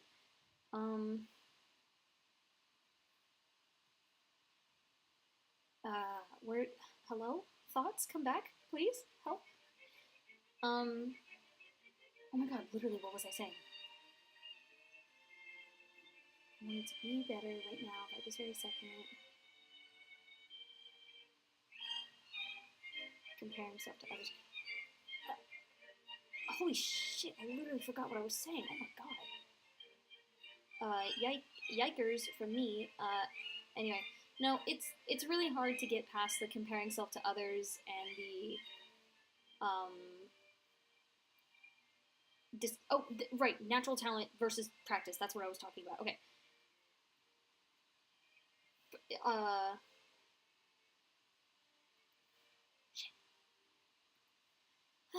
Look, I don't know.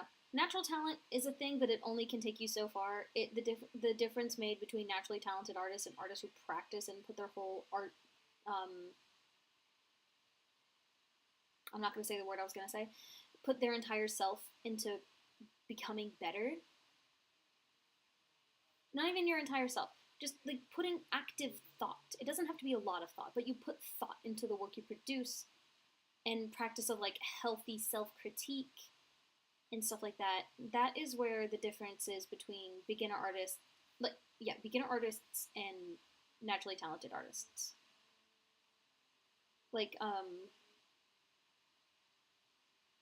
yeah, that's the end of my thought. I guess I could try right now. Yeah, no, go for it, dude. Draw with me. Like, you don't have to like not draw what I'm drawing, which that that would be funny, or fun to do, not funny. Those are the words I wanted. Yeah, no, a great way to get the like energy going to want to draw is watching somebody else draw sometimes. Like um like all the time. I'll watch like Ginger Ninja. I'll watch June. And the minute their videos start, I'm like, oh, I'm in a silly goofy mood and I want to draw now. And I'll draw with them. As they're drawing, I'm drawing. I need to do this with drawfee videos that aren't speed paints. Because I love the prompts that they give, or they do. And I want to do that as well. Like, it's a great way to practice drawing along with people. But then it also, that going back to the comparing yourself to other artists, that's also where it can happen the most. So, I don't know. It's a careful song and dance of being aware enough of your thoughts so that you don't, like, send yourself into artist super hell, if you will, of comparing yourselves to others. But also it's good to look at artists for inspiration and reference and all that good stuff. I've been talking too long. Yeah. No, that is something I could talk at length about, and I could honestly keep going, but then that gets like borderline preachy, and I don't want to do that anymore. Not even borderline. I think I just went full preach.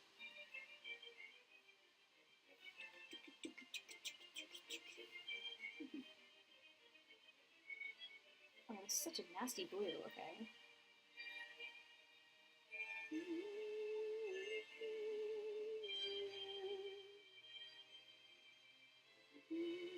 Like, I wish I could, like, I really wish I could be like, oh, start here, with, like, guiding you on your journey to learning art. I really wish I could. I wish it were that easy, but it's not really because everybody takes a different journey.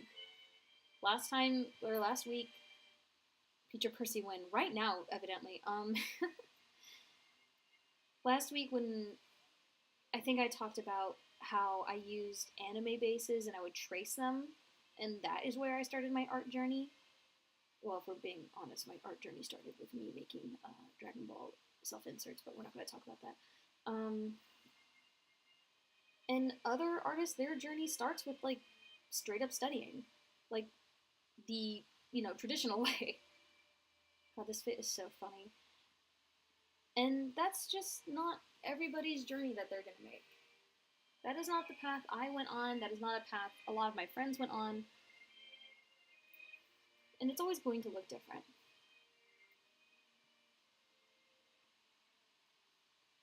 Like, look at other people's art, see what they're doing, especially for like their processes and stuff like that. Pick what you like. And also, critique is a great way to improve your art. And the people confuse critique with criticism, and then they get really like heated when you offer actual critique, because they think you're criticizing them and their ability, and that's not what it is. And that's another thing I could talk at length about. But learning how to take critique, learning how to critique your own work, and be aware of your thoughts as you are drawing, being mindful of what you are saying, that is honestly the way that is genuinely what I can think of right now for how you improve. I just started art because I found it cool and like making stuff. Yeah, exactly. I once sketched out an entire helicopter. Dude, and that's another reason to start art. I started art because I wanted to put myself in my favorite shows. Of course, my reason for drawing has changed since then, but that's how I started. You start because you think it's cool, and that's very fair. That's a valid reason to want to do art. It's cool and you want to create things. That's awesome.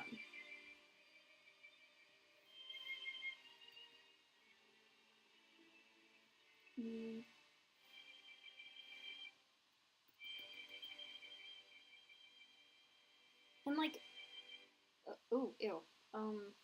There we go. And like, dude, if you ever want advice or need critique, anything, I'm not anywhere close to a professional artist. I still have a lot of things wrong with my art that I need to get over, or not get over, work on. Not wrong with my art, I shouldn't say that. I have a lot of stuff about my art that I want to work on. But I have reached the point where I'm no longer trying to be like fake humble. Like, I know I'm pretty good at what I do. I'm actually like happy with the work I produce. So I know I'm like decent. So if you ever need advice or help, or you just want to send me your silly little drawings, it doesn't have to be in the Discord, it can be a DM, I don't care, man. Go for it.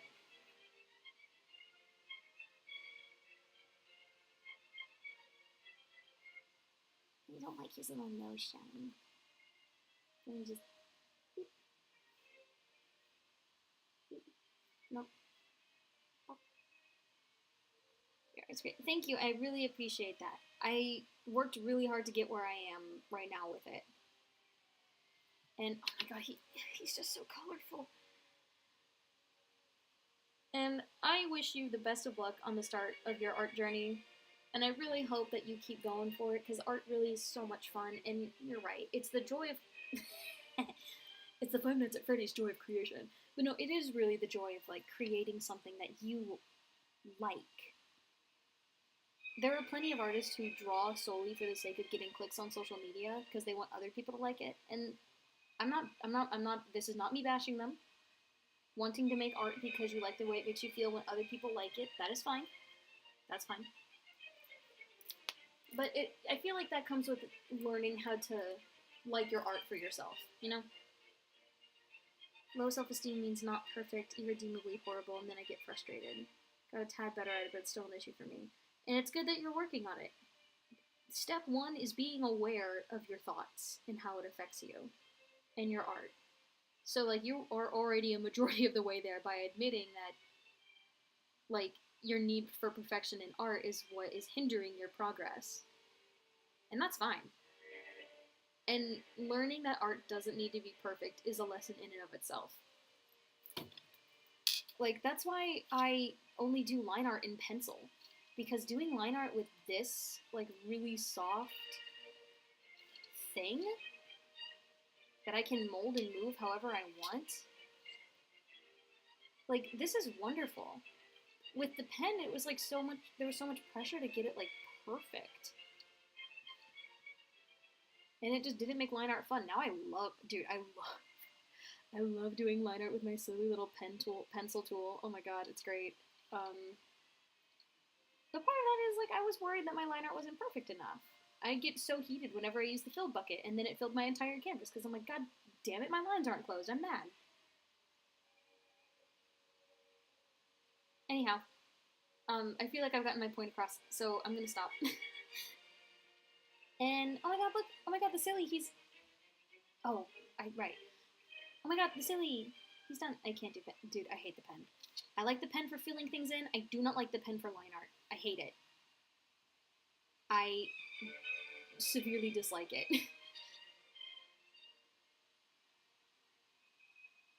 Hold on, he needs a little spice. He needs a little pizzazz. I'm gonna give him a little...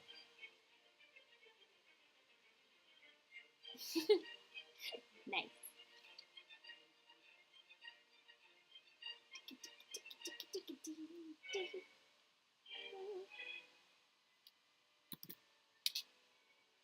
Honestly, good practice for, like, getting over the need for perfectionism in your art is, in a sketchbook, just take, like, one page and fill it with as much crap as you can, and then, like, in as much time, in as little time as possible.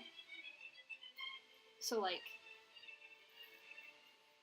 pull up pictures of things that you like, of, like, poses or of outfits, or just draw little creatures, little critters, and then just gung-ho it, move fast, make it sloppy, purposefully make it sloppy. That's really good practice on, like, getting over the need for perfectionism in your art.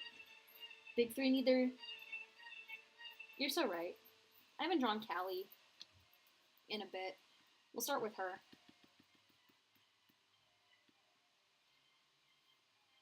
Well, if we're gonna draw them all three together, then maybe we should pick from this again and this.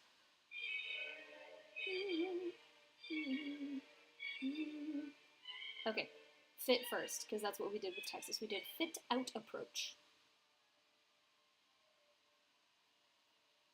What fit for, what's her name? Connie. Right, that is her name that I gave her.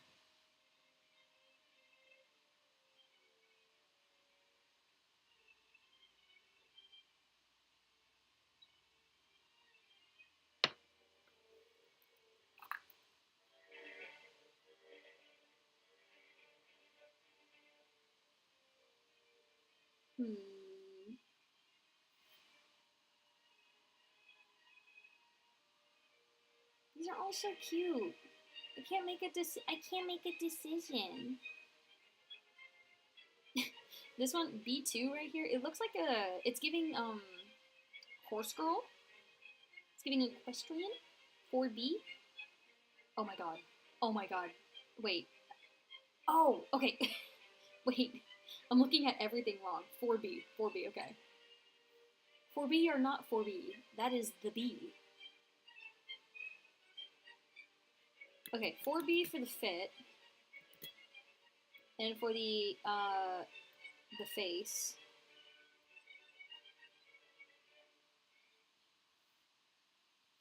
For the face, what are we thinking?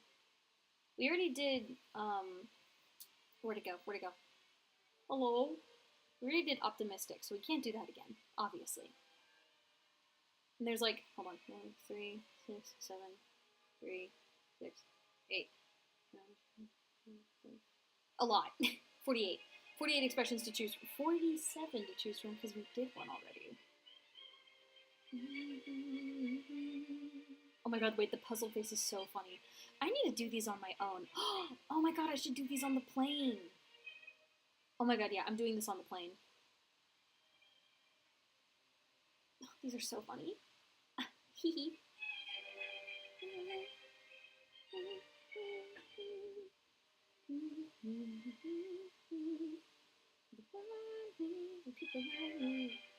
The smug. Oh my god, the shy. But I'm just having a great time looking at these. These are so funny. Confident? You. I like it. Okay, well, I've already drawn our favorite boy, Tekis, taking up so much of the so much of the canvas. I'm gonna have to make him much shorter because Callie is tall.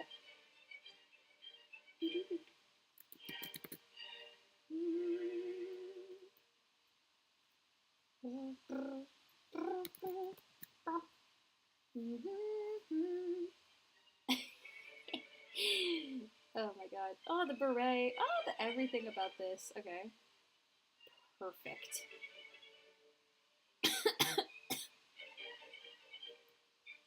Yeah, Cal is significant. She'd be so off screen if we drew her into scale of. Oh, I said I was gonna start using their name names of Mateo. I'm gonna make him a little shorter, just a little bit.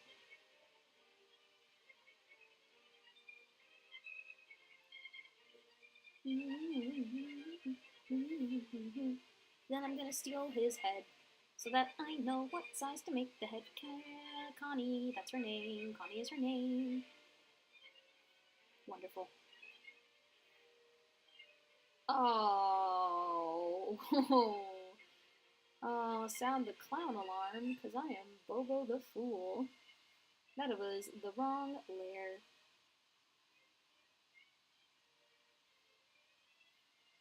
Okay, so she's like this much taller. Oh my god, New York is gonna look so funny squished in. Also kind of animated, just doesn't give Callie vibes. I had a reason for it. I think it was named after some famous famous lady. Something to do with film. Connie Torres is her name. And I am personally a fan of Connie Torres. Wait, that's not her name. Give me a second. Let me refer to the master doc.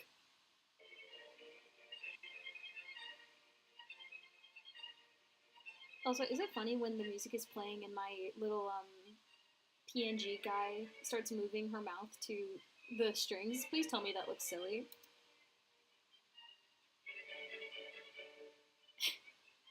Because on my end it looks silly, but I can't tell what noise it's picking up.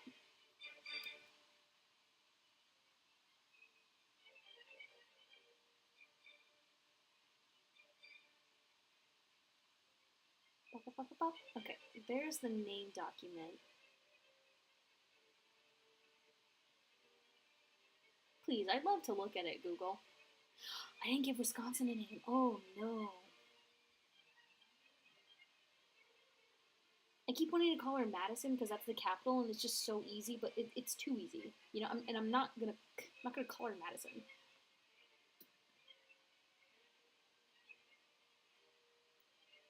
If I went by that logic, then my favorite boy Florida's name would be Tallahassee, which could work. But then Oklahoma with Oklahoma City. Ah, yes, my favorite character, Oklahoma. First name Oklahoma, last name City. Okay, sorry, everything is taking forever to load. I'm trying to pull up the document with her name because I okay. Yeah, Connie Torres Silva. Connie Torres Silva. That is her full name. And I forgot I changed Florida's name to Leon Carriedo Suarez. Oh, Hawaii has a full name now. Hawaii has a full name now. And it's Kealoha Rook. And I actually really like, please don't call Texas Austin. No, exactly. When I was, Tex was one of the first characters I took a crack at, and everybody was naming him Austin. His name is Mateo. Like, his name is Mateo. His full name, I would love to read it to you, but everything is moving so slow. Bucky Brian Jones, Ohio, my favorite. Yeah, Mateo Castellanos. Mateo Castellanos. That is Texas' name. Suarez? Wait, for who? Who was Suarez? Oh yeah, Leon Carriedo Suarez. Suarez is a very popular last name here. Suarez. Wait. Wait. Suarez. Not Ez. Yeah, Leon Carriedo Suarez. Alaska is Sunya. Oh, it's been a while since I've tried to take a crack at this. Hold on. You want to look at it? I love showing off this document. I'm so proud of it, and for no reason.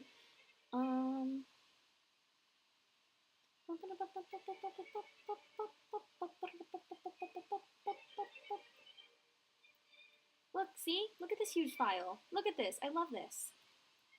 Lord. So yeah, we have Alabama, Bo Arlo Jones.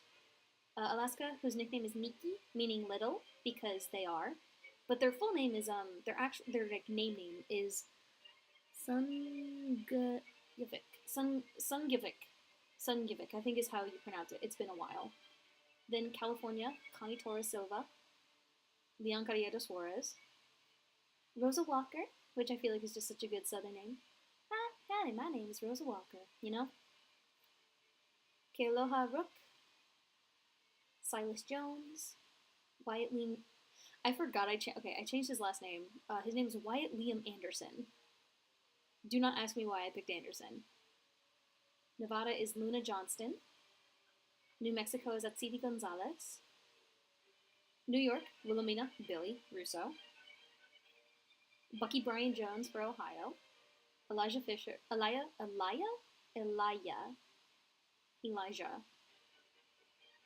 Elijah Fisher for my boy, Oklahoma. Theo Beaumont. Clara Gardner. Her name used to be like Catherine, but it doesn't hit the same as Clara. Clara Gardner. Washington is Don Jones. Yeah, I really like all of their names. I know Connie doesn't really fit her, but I don't know, the more I look at her, the more Connie she is to me. Oh, I dropped my thing. But no, I need to come up with a name for Wisconsin.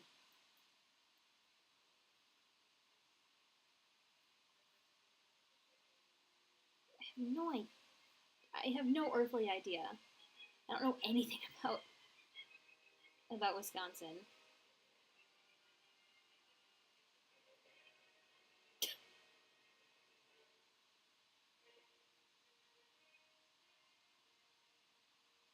Wait.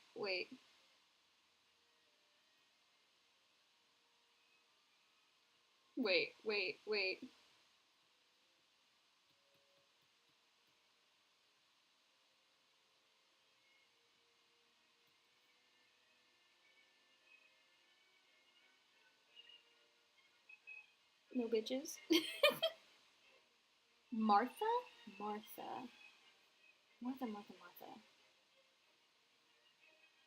wait, I should have. Hold on. Wait. There. Where is she? Martha May who? An M name definitely works, and I think that is because of this association with Madison, the capital. But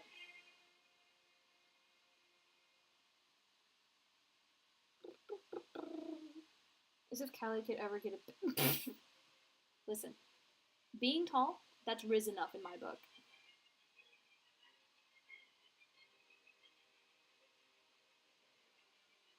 Let me look at his face again. Okay.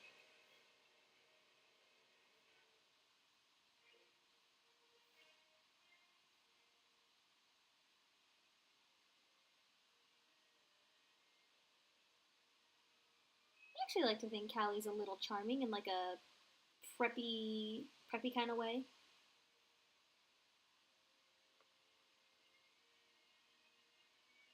The main the Golden Trio, the Coast to Coast Trio. Is that what they were called? Coast to Coast Trio. I know I came up with a trio name for them. I cannot for the life of me where that's risen up in my. And I stick by what I said.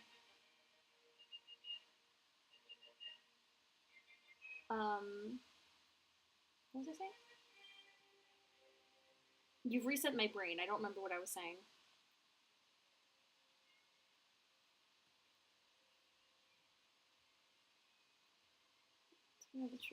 Oh, right, yeah. I feel like a lot, like the trio, they are pretty charismatic because they've got to be, you know.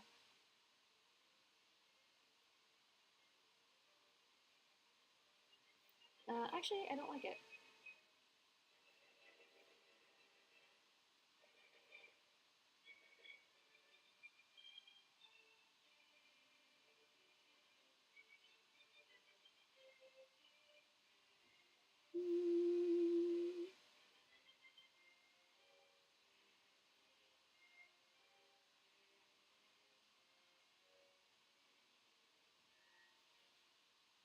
I'm gonna change up the expression a little bit to make it more fun.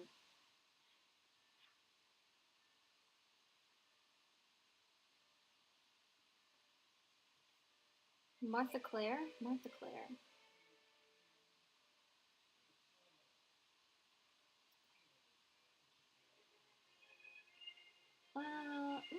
I do like the sound of Martha Claire, but when I do the state names, I like to like research like prominent people from there on top of like common names in that area, which I notice is a lot of the same. It's a lot of Emmas and Catherine's, Olivia's and Oliver's. It's a lot of the same names, which makes sense that it's like a nationwide thing. I still hate it. Sure, because tall text means text would have that. Oh, I can't admit. No, text. Look, okay. My logic for making text is short. My logic, my genuine like thought process. Texas is a really big state, but I feel like it's more wide. It's more wide than it is tall when compared to like California, which is more tall when compared to wide. Like California's a big state just because it's long. Texas is a big state because it's so square, and that's also like my thought process. Texas's character design is supposed to emulate squareness. And California's because it's long, I try to think of like rectangles for her.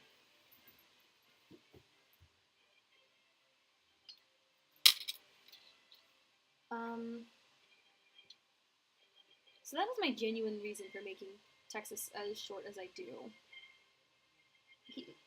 He makes up for not being tall by being beefy. Oh wait, I forgot there's a beret.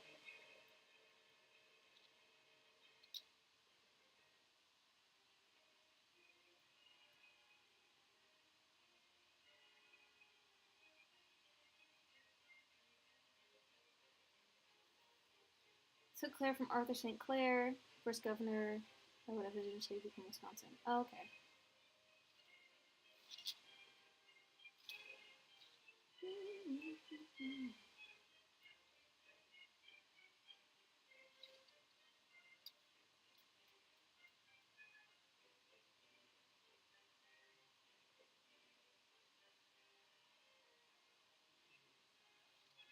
I'm gonna do like a dirty icing type sketch and then clean it up later. What time is it? I've only been streaming for 2 hours and I'm exhausted already.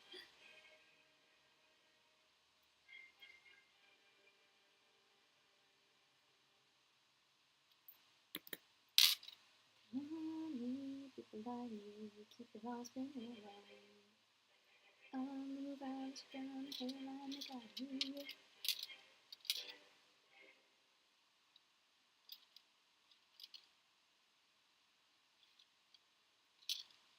Text dimensions, length 81 miles, width 773 miles. See? See? Long. Or wide. Wide as hell. So that's why he's short, but thick. And that's why Callie is tall, but skinny. Or rectangular. I try to make her, like, boxy.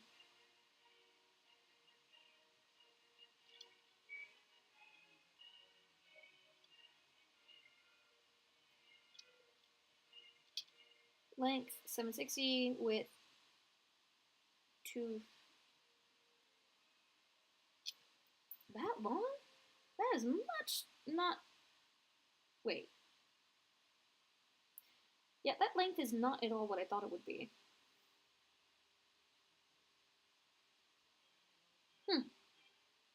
Nah. I'm gonna say the elevation then, because that is a tall elevation.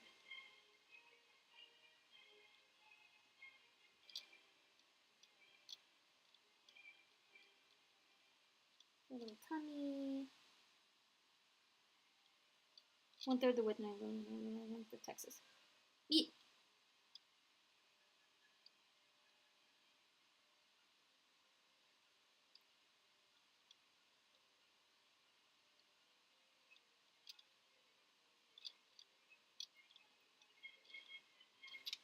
No.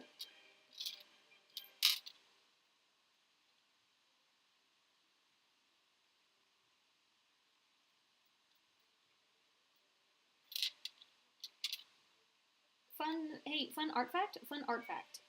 Um, fun art fact.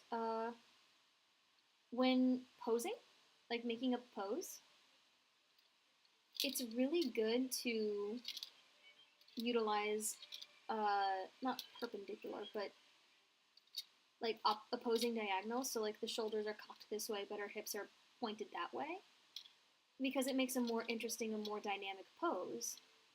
And then you can kind of like trace the line of action through there. But when it comes to the hips, like with the arms, you can do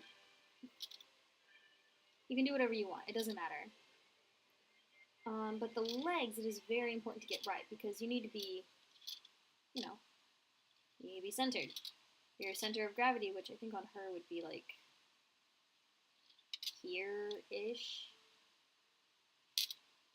Maybe like a little more over to the side. I don't know. I still don't really understand center of gravity all that well. But anyway, when doing the hips, the hip that is cocked the highest is the leg that needs to be going straight down, because that is your support. And again, it's important to think like center of gravity. So where would the other leg go to best support her? Like if she were leaning on like a ledge, you can do whatever you wanted with this leg. But since she is not, since she is standing on her own, she has her support leg here, which is already decided. And then I need to think of what to do with this leg. Because she's leaning so far that way, like over her center of gravity, her leg needs to extend out this way so that she has that support down the middle. Does that make sense? That's just like a posing tip that I've picked up over the eons. And again, arms, they can do whatever. Legs are really important when it comes to posing, so yeah. If you're drawing hips at an angle like this, or like this, the hip that's going the highest is going to be the one with the leg going straight down. Because your character needs support.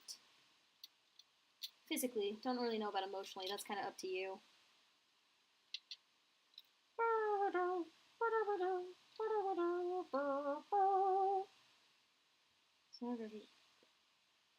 No, I know what center of gravity is. I'm just not very good at like pinpointing where it is on a character. I can get it kind of right, but not entirely accurate.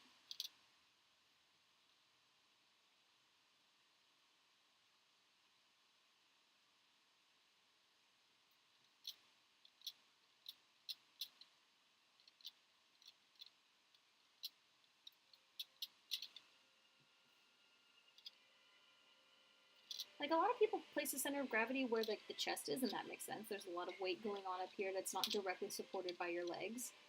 But, I don't know. I need a... The center of gravity and color theory, I feel like I know enough about to squeak by, but it should be something I look more into. Tell me, make sure she gets that. That's so important to me.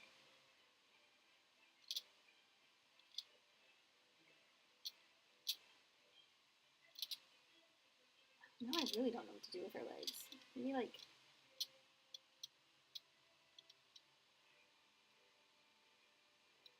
Her legs. Look at me. Arms! Elevation, because it's kind of funny imagining 9 states being taller than Mrs. Dalton. Colorado 1st, Wyoming 2nd, Utah 3rd, New Mexico 4th, Nevada 5th, Idaho 6th, Arizona 7th, Hawaii 10th. Huh. Quite frankly, it makes sense that Hawaii wouldn't be that tall elevation-wise. Like, yes, volcanoes, cool, love those, mwah, kiss kiss. But also island. Also island. Singular point on map.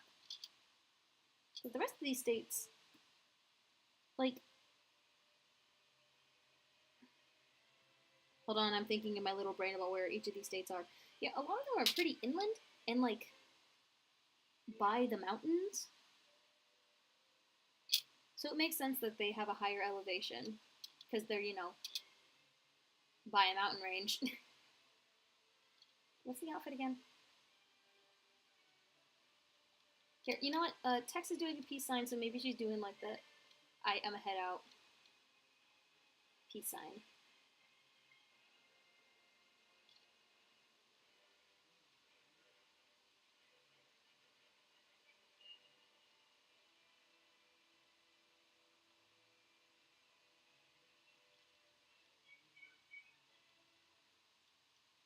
Oh wait, arm definition doesn't matter.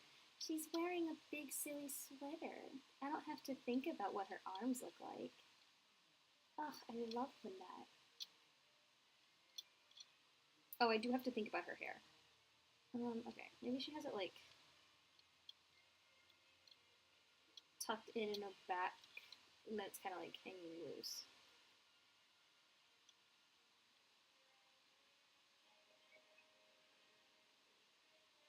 Those states have one thing in common. Yeah, exactly. The mountains.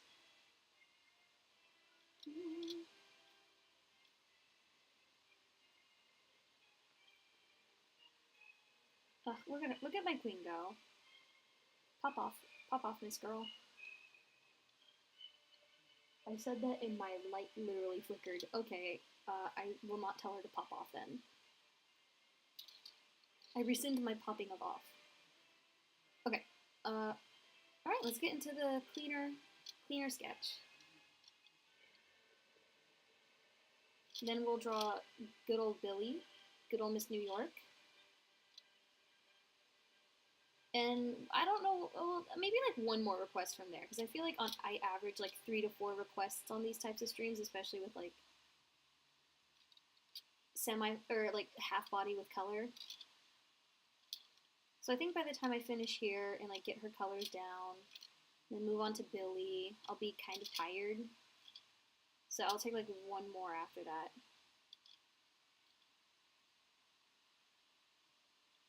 But wait, if you have a request, wait, hold on, hold it off. Wait until I say, like, go.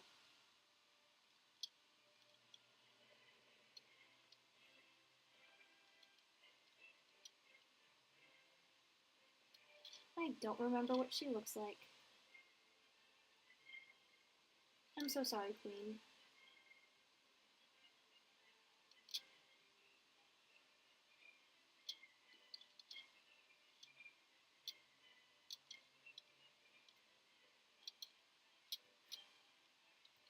Once again, I say, no bitches.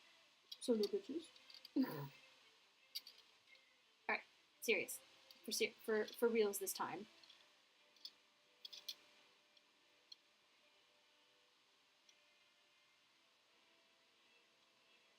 I can't remember what her nose looks like, so I'm gonna just take a guess on what I think I would have done considering her, like, facial structure.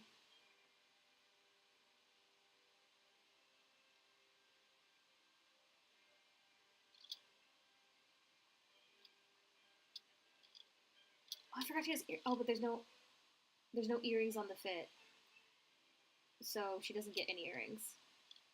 She still has her ears pierced though.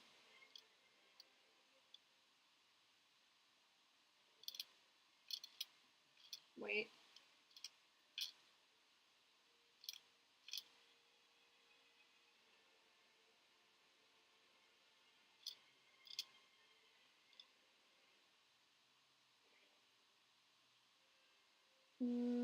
Okay, so it's a sweater with a colored shirt on. It looks like it's buttoned pretty high.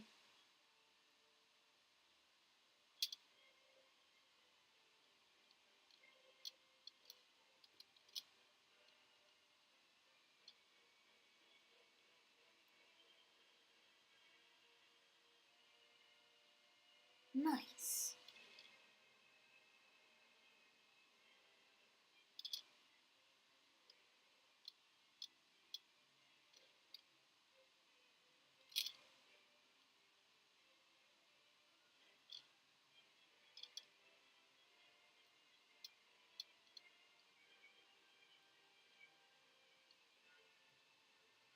What is it?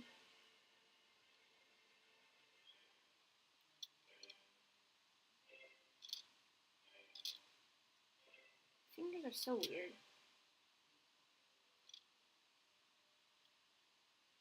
Okay.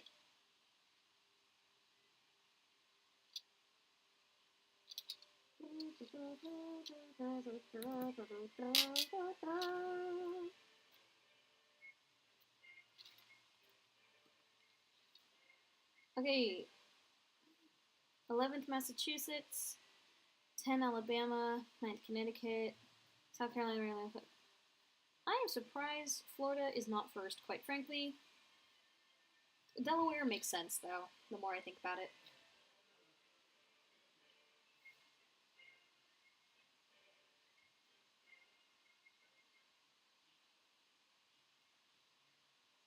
Ah, hello?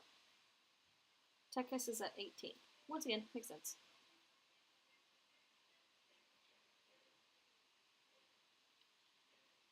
Okay, well, her hand is too big, so it's throwing off her entire arm.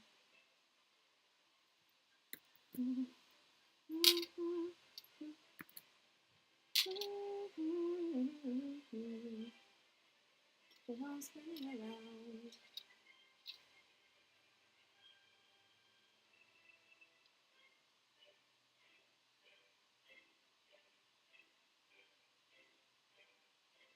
Ah.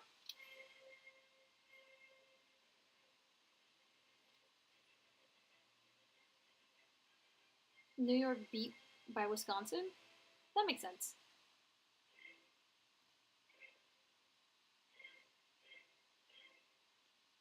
This is not a sweater that's tucked into anything, it's just kind of sitting there. But you don't get to see that because of her arm.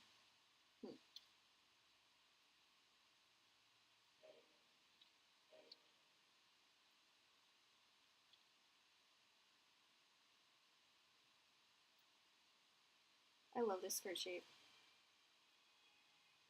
Wisconsin, Wisconsin towering over NY. Texas towering over NY as well. I'm gonna keep their Cannon Heights. I think I do want Wisconsin to be tall, but I'm gonna keep Mateo as tiny as he is now, with New York being taller than him, because elevation is not the only thing I considered with height.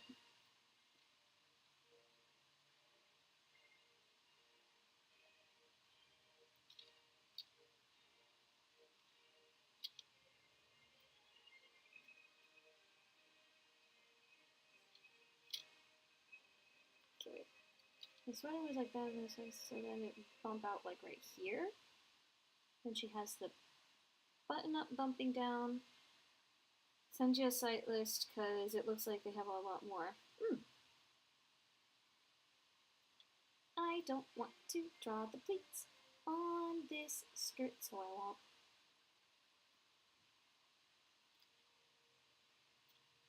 won't. As simple as that.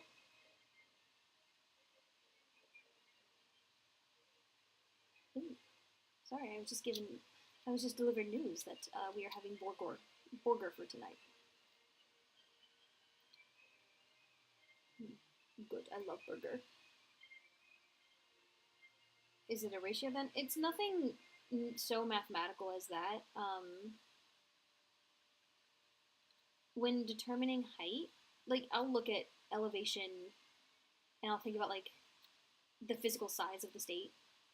Like again, with Cali being longer than some of the other states and also having a really high population, it made me think, she'll be like generally tall. A lot of I should probably get better about this, honestly. A lot of my work with like character design is based off of vibes. Like I do some research, depending on like what I want from the design, but a lot of the times it's just what vibes do I get?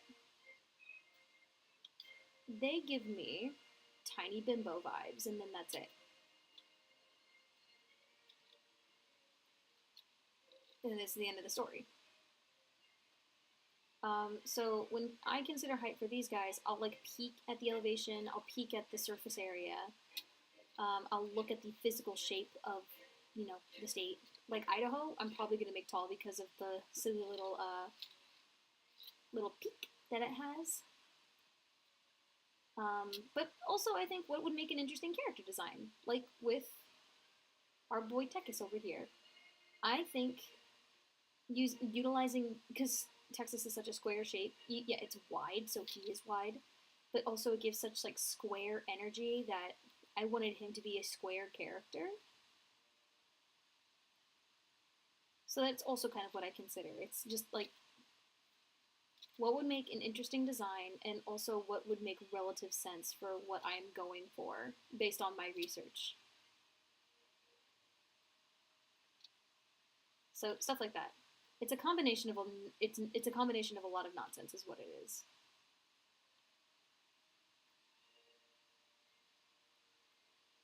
Tiny bimbo, what is that? I don't know. It's just a random example.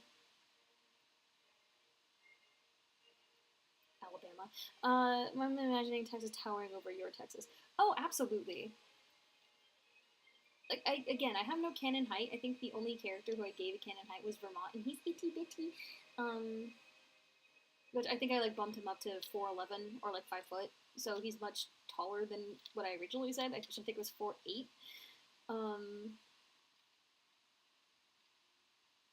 But yeah, I think he might be the only character with a canon height.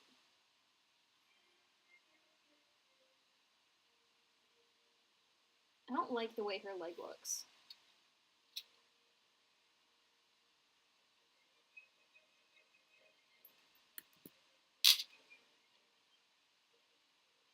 Hey, if you are imagining our Texas is hanging out, draw it. Do it. I want to see it. Draw the thing. You can do it. That's a really fun idea. It doesn't even have to be anything complicated. They could just be standing next to each other and like Mateo like glaring at. Oh my god, I'm blanking on your Texas' name. My guy glaring at your guy. It doesn't have to be anything cool. But it's a really fun idea, and it's an idea you have. You should do it. You should draw it.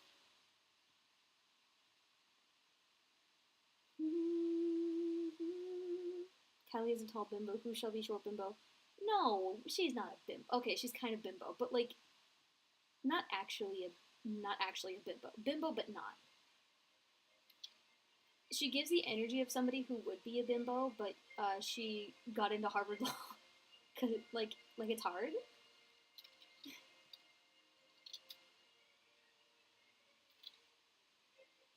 Excuse me. It sucked up. Do it! Draw it, though. You have a plethora of reference from my end, and you know what your character looks like. It doesn't have to be good. It just give it a shot, okay? It doesn't have to be good.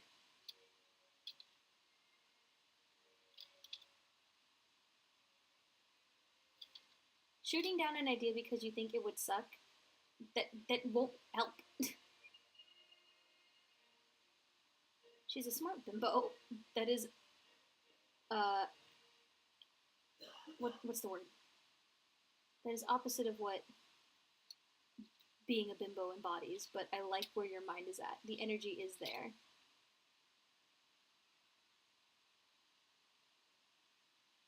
Also, and I swear to God, if I have to go like full art teacher mode on you, I will. You severely overestimate my character skills. Just give it a shot. Find a reference. I have a Google Drive folder full of like pose references that have two people, or you can look up two people two people drawing ref, and you'll find so much stuff. Also, I think my computer is freezing. Hold on. You'll find so much to work with. Oxymoron, that is the word I was looking for. Grab a reference. You have the character designs. You know your own character. Give it a shot. You have everything in front of you to try.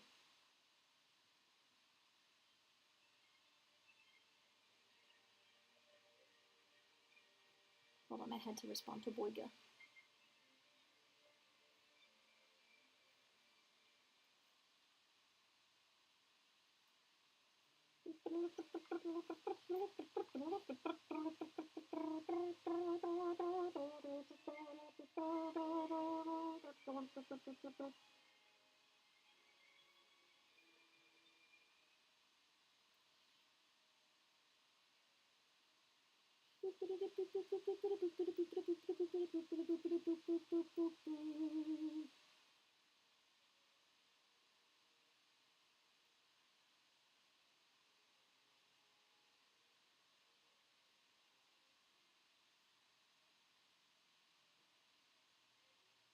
These legs are... Why is this one leg specifically so nice? Hello? You know, she probably does have nice legs, because I imagine she, like, roller skates and snowboards and all that good stuff.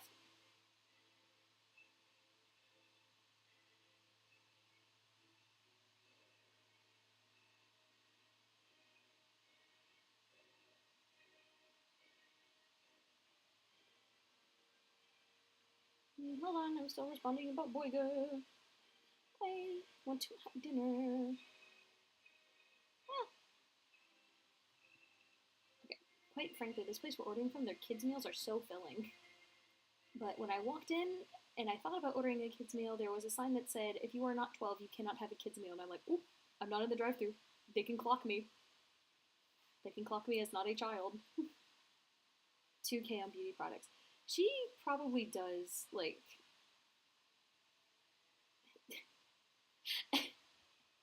Callie has, like, a 10-part skin routine. And, Texas just Connie and Mateo. Right. Connie has a 10-part skin routine, and Mateo just splashes water on his face in the morning.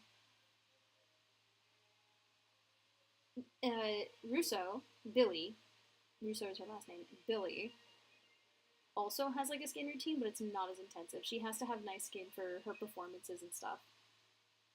Which, remind me to send you something really funny I drew the other day about Billy. Like, I sent it to Gil, and I didn't send it in the thing, and I need to send it to you because I think you might get a kick out of it. But I'm not getting this blush quite right.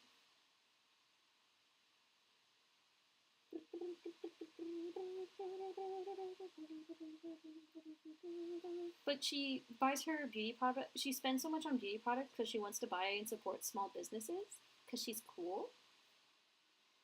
And she does way too much research into seeing if they are actually like cruelty free and stuff like that. She has to be sure that she's not being a jerk.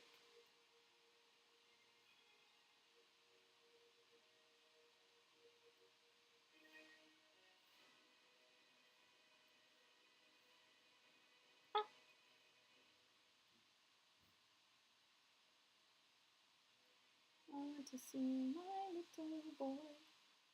I want to see my little boy.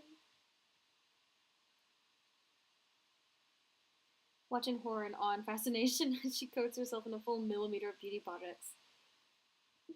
Like, she's like, okay, first I start off with, she's like, okay, first you put on your cleanser, your what? Anyway, and then you do your sunscreen. Both Billy and Mateo, your what? You put on sunscreen? You're not even going out today. It's good for your skin. What do you mean?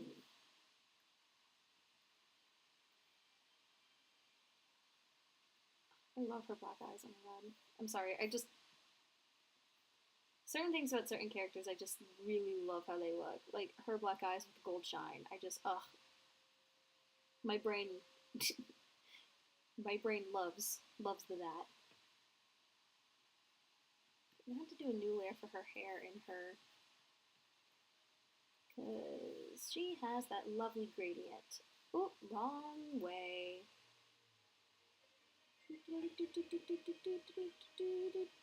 Now here's the question. Is the ombre, the gradient in her hair, is that natural? Does she just look like that, or does she dye it? And if she does, which way? Is she a natural blonde, or is she a naturally have black hair? You decide. Either answer is funny. Whoops, whoops, whoops, whoops, whoops. There we go.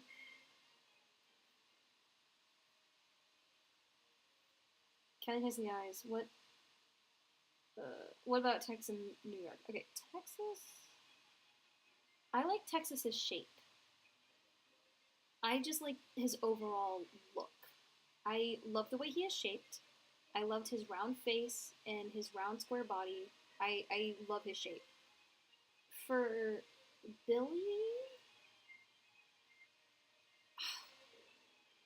I can't even see the clothing because I'm like becoming not a fan of her fit anymore, which I'm very sad because her outfit has been the one consistency, or the jacket and the scarf has been her one consistency, and I'm starting to fall out of love with it. I think her hair, I think her redesigned hair, I really like the pineapple puff. I need to get better at drawing textured hair. I still don't think I translate it well enough into my style, but I like the idea. I like the idea. I like how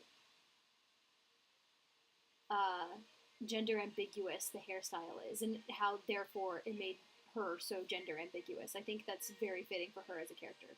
So for Callie, it's her eyes.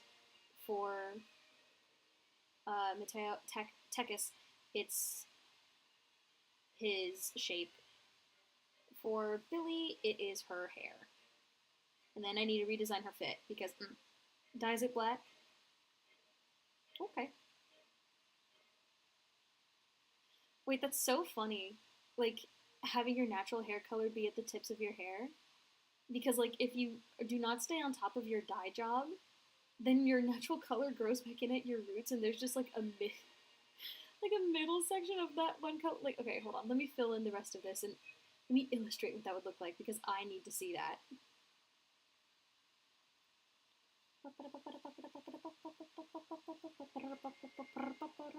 Gender, maybe it's just association about TV. It feels more femme. No, it is a traditionally femme hairstyle, but I think in tandem with her facial features and her body type that I gave her, I think the hair lends itself pretty well to being gender ambiguous. Like it, yeah, femme leaning, but generally gender ambiguous. Okay, if she dyes her hair black and blonde is her natural color, and she just one day decided that she didn't want to do her roots. Hold on, no. She dyes it black. So then, and she has her tips her natural color.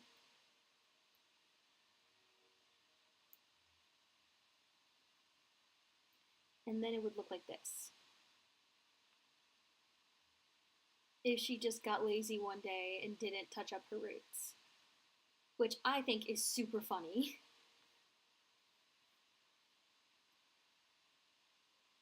Oh, no, I want it that way. I want it that way.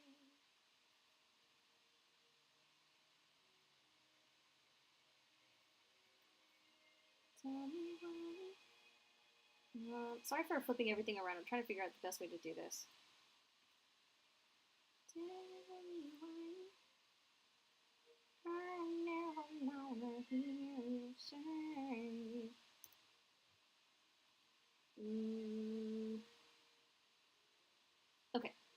that's all of the color I can do for her from her reference. And I'm going to put New York up on the board now just so we have her. Now I need all of these, all of this good stuff.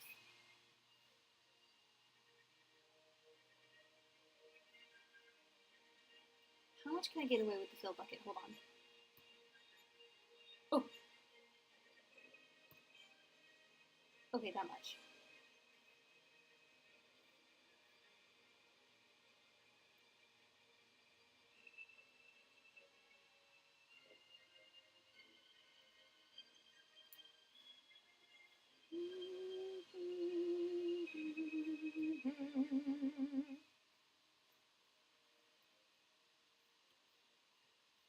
Okay.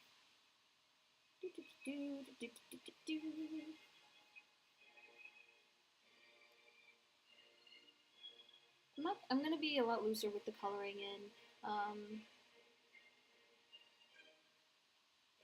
I just have passed the point of caring.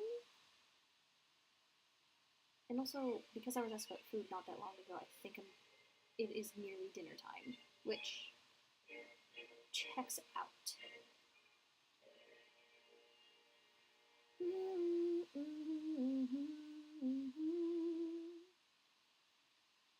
Oh, this would be a cute outfit to put on little Ray Ray. I think it's just because of the sweater and the purple and the pink, quite frankly, but I think this would be a cute fit. I should draw her in that. Okay. And there's all these like cute flowers. Flowers, I remember fields and flowers soft beneath my ears. Okay, sorry. I've been playing like on top of the license plate game that I've been playing with myself. I've been playing a game of musical theater Hell Roulette, is what I've decided that it's going to be called, where I take all of the musicals in my phone that I have, like all the albums that I've bought, and I put it into one big playlist. Also, that was stupid of me. I should have done a clipping layer. I do it on one big playlist, and then I hit shuffle, and I have to try and sing along and shift the tone as quickly as the song does. It makes driving to work so much more fun, and it definitely fills me with like a weird energy for today. And I think it's the energy I need to deal with the kids, but still. Ray Ray Reykjavik. That's what I meant by Ray Ray, sorry. Little Ray Ray.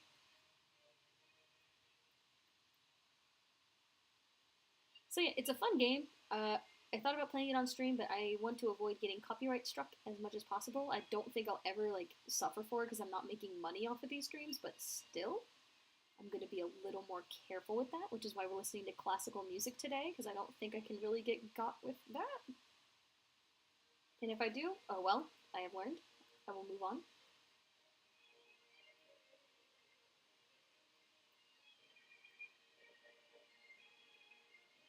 Okay.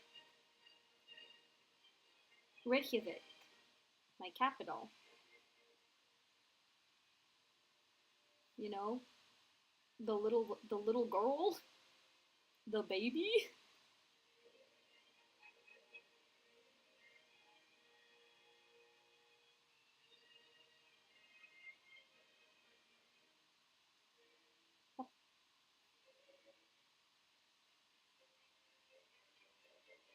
It's the same color as the beret, which makes this so much easier. I remember fields and flowers soft beneath my ears. I can remember someone. What? No, no, okay, no, you know who that is. I'm just probably saying the name silly. Hold on. I can draw her so quick. Little capital Reykjavik. Little capital Iceland.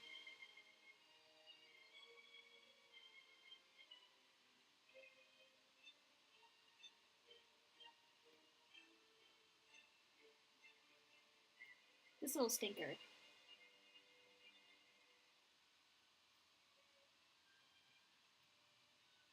She has a cat. She's baby. Reykjavik. Again, I'm probably saying it weird. Don't come for me if I am.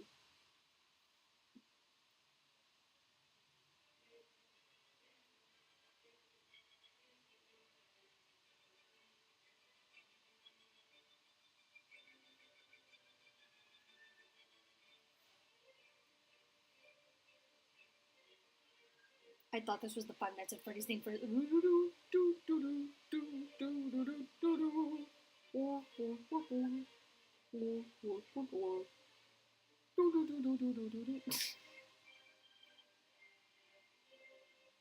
do not recall her existing. What? What do you mean? What do you mean? Okay, Tex, do me a big favor.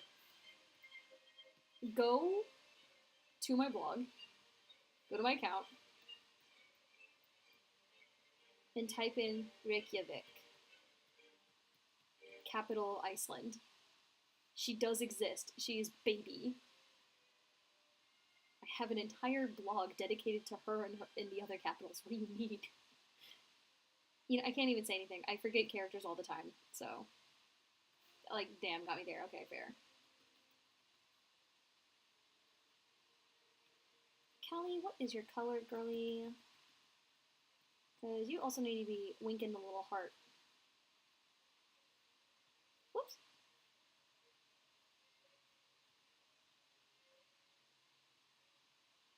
Nope, I don't like the way that one looks. Stop.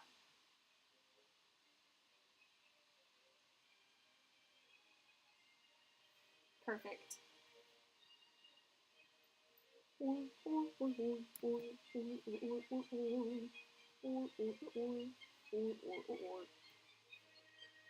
well with this I have no room for Billy.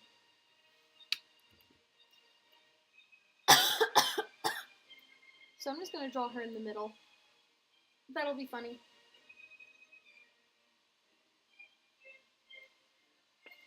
So I need like a stretch break real quick. My back hurts and my shoulder popped. So I'm feeling good.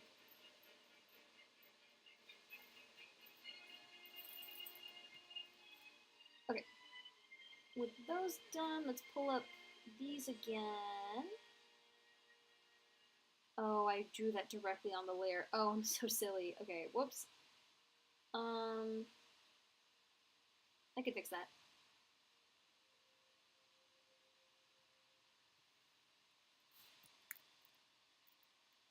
Run away, but yeah, no memories. That is hilarious to me, actually. I forgot my kid. My baby. The baby. Okay, wait. We done that one, and we did, which one did we do? Confident is what we just did. Which is right there. I'm just gonna draw directly on the layer. It's not like I've ruined the image forever. Did find Copenhagen vibing next to a grave. Oh, yeah. She does that. Anyway, for what fit for Billy, fit for New York. What are we drawing her in?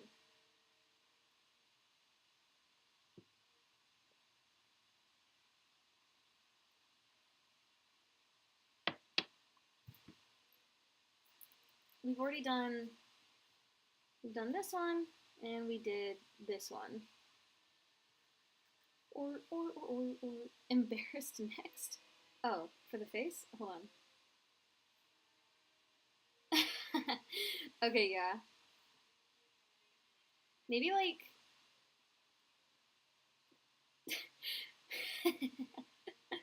maybe like with New York in the middle being so embarrassed. Maybe it really looks like with them on either side of her, Billy's like talking to a cute girl and they're like flirting at her like, hey, just to embarrass her. That sounds like something they would do. A1 sauce?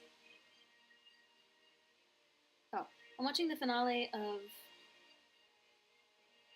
Melodifestivalen. at the same time of this, and if Marine wins again, I will be damn annoyed.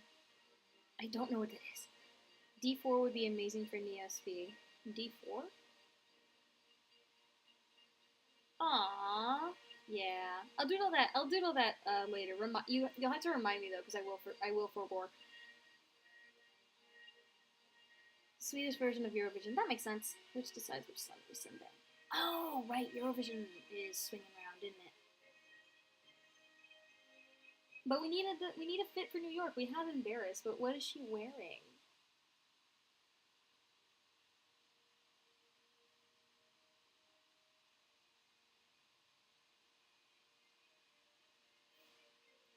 Looking at all of these, I can't see her wearing most of them, but I will draw her in whatever. I'm an artist. I have power. And that is I can bring creations to life. Are they helping new Riz a cute girl or competing for the cute girl? That is a great question. That is for the audience to decide. Are they trying to help her out? Are they just teasing her? Are they just teasing her? Or are they like in a competition? Who knows? Tune in next week on Dragon Ball Z Kai to find out. Oh right, A1. A1. Oh my. Oh my. Oh, it's giving dramatic. D3 or A1? Oh, with the little citrus. Oh my god.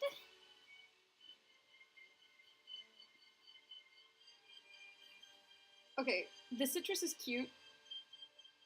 A1 is also cute. I don't know. I have dice. I'm gonna roll. Hold on, let me find my dice.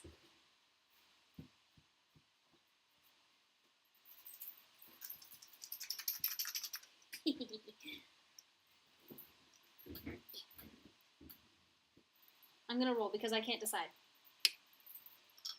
Hold on, I keep my kneaded eraser in the little tin where I keep my dice.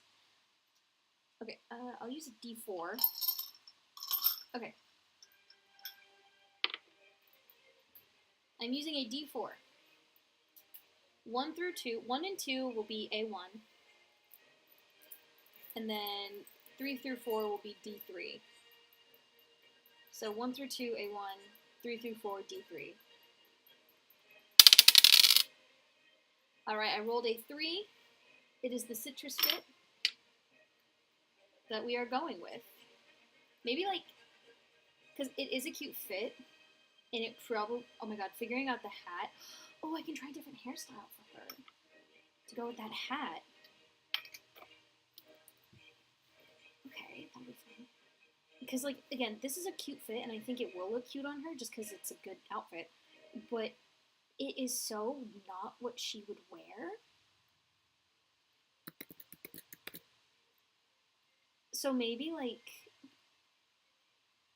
they, like, went out and just picked out silly outfits for each other, and this is the one that they picked out for her, and now there's, like, a cute girl, and she's embarrassed. She's like, God, my siblings suck.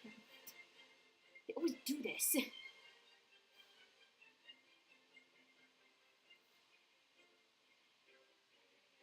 D3.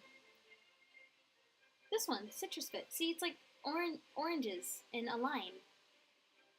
Little orange wedges and seeds. Oh god, that's so cute.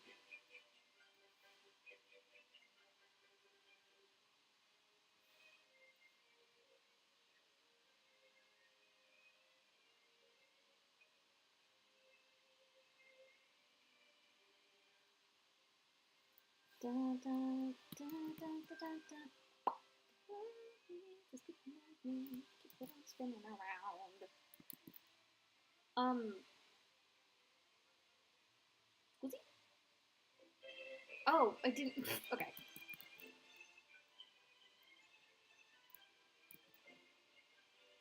There it is.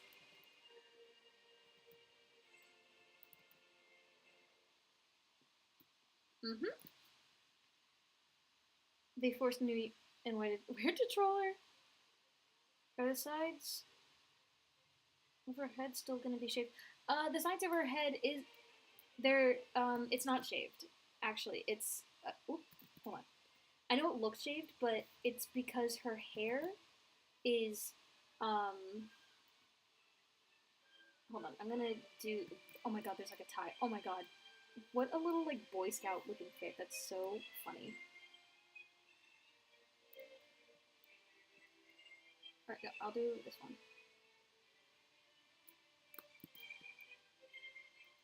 No, you can't tell what that is. I'm just gonna... No, okay. Her hair, the way, from what I saw for Pineapple Puffs, her hair is like in sections, and then these sections of hair are pulled into a twist. So it looks shaved with like cornrow type things, but it's actually her hair being pulled super tight into twists. And then the twists like follow along her scalp up. Like if we're hold on, like if we're looking at her from, pardon the silhouette, if we're looking at her from the side,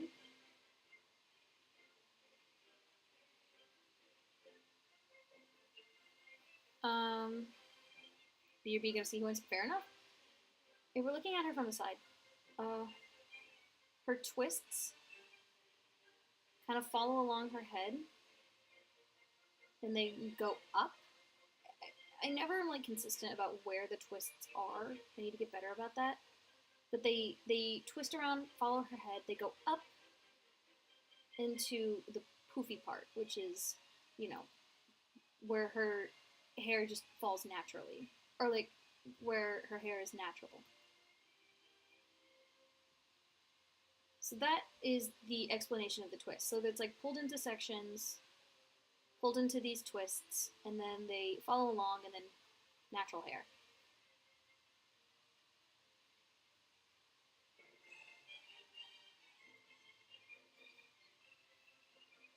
I think I do use my shorthand for implying a shaved head on the sides of her head, which is probably where that confusion stems from, but that's on me.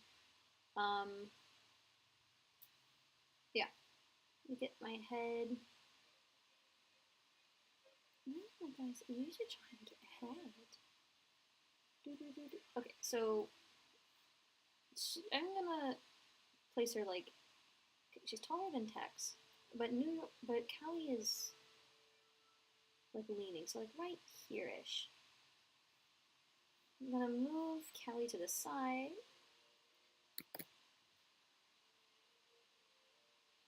Hear me out. Texas has unbelievable riz.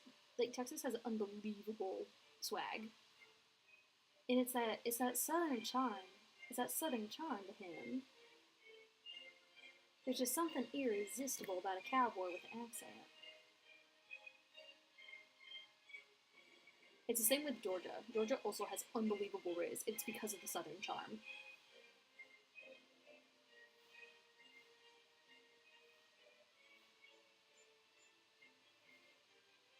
Hold on.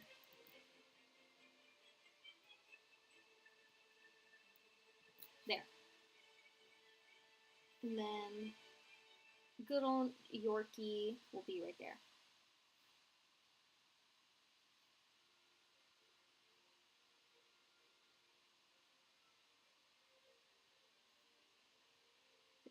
I need to go over to her thing. There you are. Who you kissing?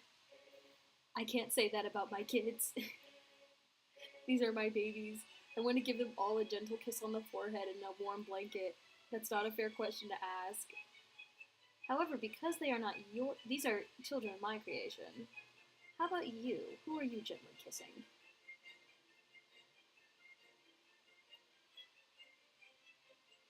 I'm gonna open it up to all the states. Okay, Tekis and Cali, and then all of the states.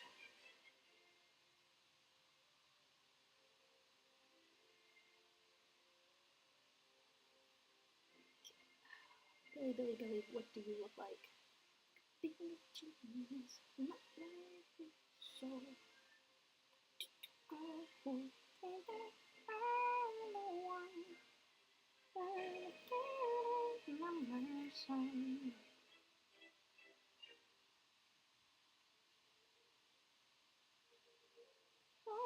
I'm gonna have her shoulders be squared, because if she's embarrassed, which I think I've made her huge. Yeah, she's like really big. Hold up.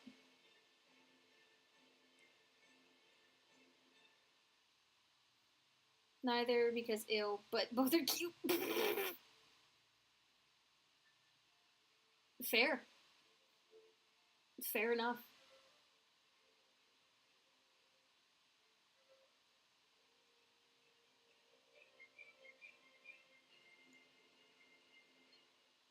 Probably text though. Because Callie's California. Damn, tear her apart. God, she doesn't deserve that.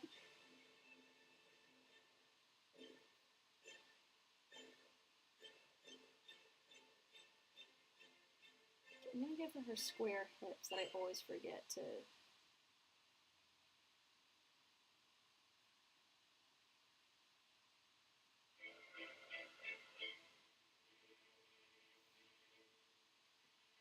Oh? Oh, what? Oh, what?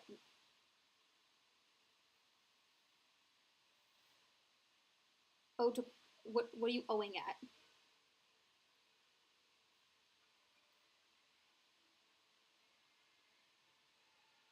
Pressure. Oh, oh. Wait, are you asking who I would kiss? Who I would smooch softly? Is this what this is? Because that's so not fair. Fuck her. Pardon my French, but fuck her.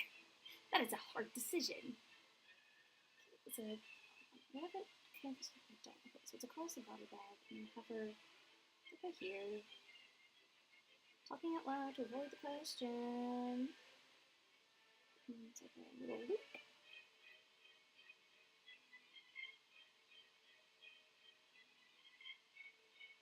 Hold on, I'm thinking so hard about these. And let me think about my hands, and then I will think hard about kissing. Kissers. Okay, I'm gonna start off easy. None of these are easy. Never mind. Uh, uh, um, uh, uh, um.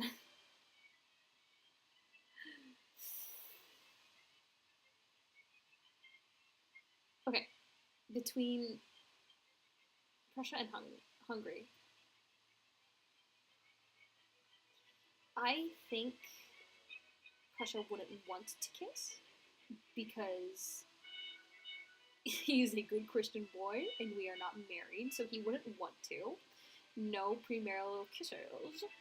Um, so I guess Hungary. I feel like I don't know. I get it. Uh, anyway, between Prussia and Neo Prussia, ignoring the premarital kissing that she would not enjoy or they would not enjoy,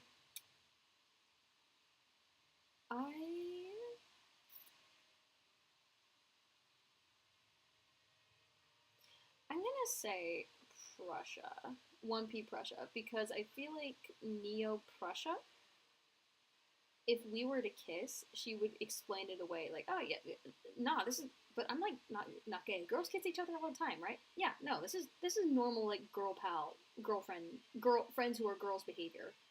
That is the vibe she gives me. So Hungary and then Prussia. Like if we're going in order of the polls.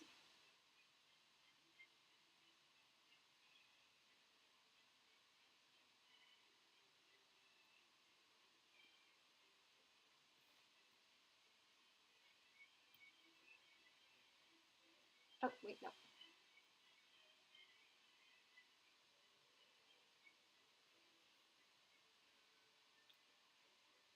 So that is my those are my answers and that is my sound.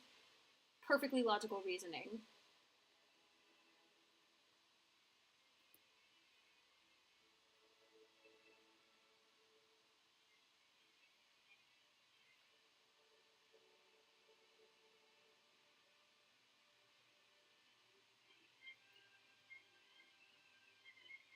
Need to commission Prussia Expressi exoneration.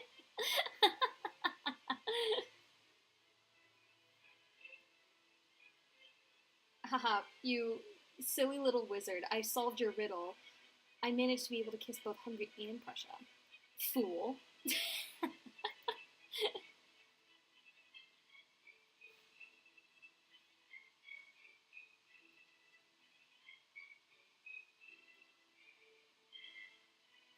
What do you mean you need to commission me? Commission that.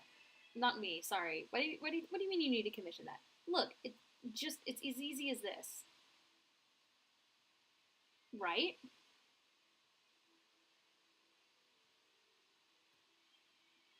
There, done.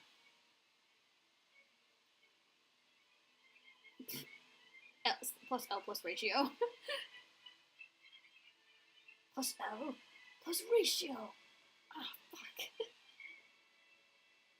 Polyships? I haven't thought about polyships much. Let me think.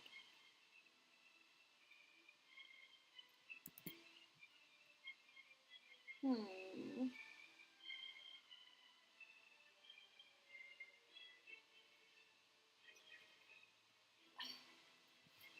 Mm, I think the bad friend trio being like one weird conglomerate polyamory relationship is pretty funny. Um, but I haven't thought much about the poly. Oh, actually okay. Germany, Italy, Japan, because I love their dynamic, and I like it when friends are platonically romantic with each other. So I guess it would be like a poly ship, but like a QPR. Because I feel like for QPR, there's no like implication of one people, two people, three people, four. Like like a like okay. Yeah, I'm gonna stop. So quite frankly, like I don't think of them as ships so much as I think of them as QPRs, where they're like platonically romantic with each other. And I think that might be me projecting, but who knows?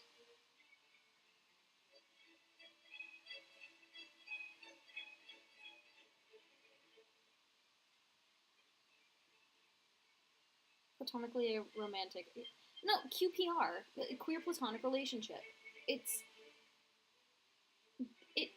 okay. The way I see it, it's like doing traditionally romantic things, but with the understanding between both parties or all parties involved that this is not romance. It is like we just love each other very dearly as friends. And the word friends, it doesn't. Friends is too casual of a term to describe the relationship, and romance is too strong of a word because it's not romantic, the dynamic. It's still very like we are like platonically in love, stuff like that. Once again, I think I'm projecting, but we're not going to talk about that. I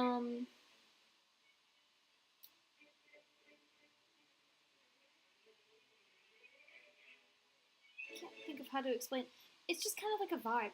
I don't know. Like platonic romance makes sense to me because I think of what I define a relationship as, because I'm realizing as I am understanding my asexuality that my definition of a romance is very different to a traditional straight person's idea of a romance, which is jarring, to say the least.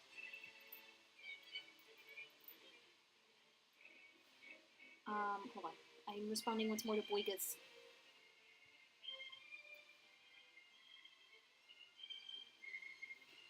Once again, my phone, or my computer does not want to fill out my messages.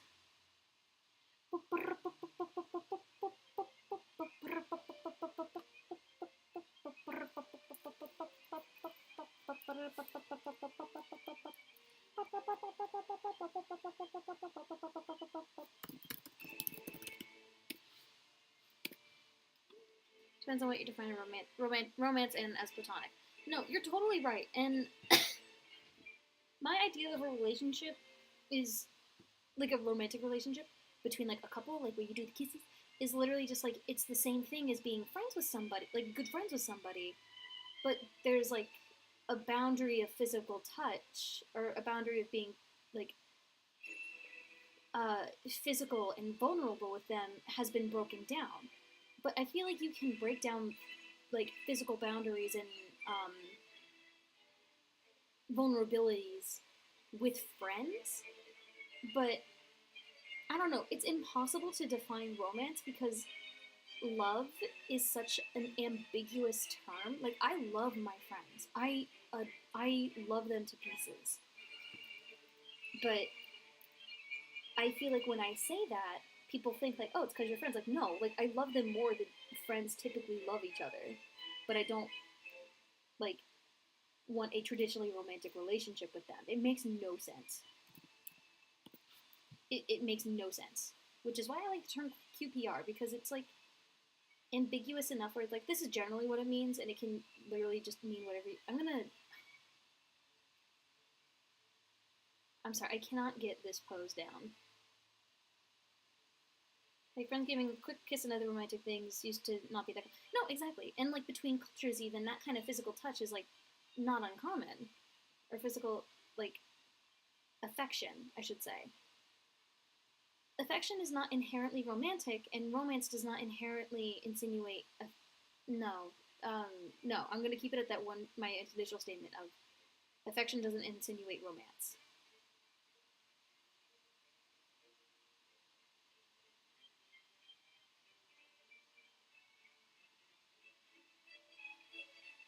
Um,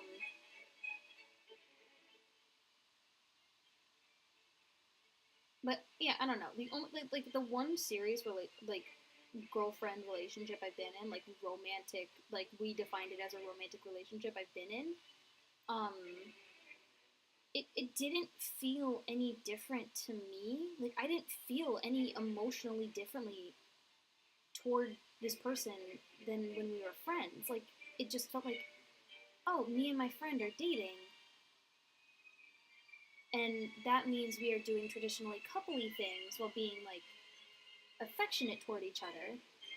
But I still saw her as like a friend. But I feel like that boundary of your partner should be your friend should be established. That's me personally. You should at least like the person you're dating. But I don't know. I guess that's a hot take sometimes.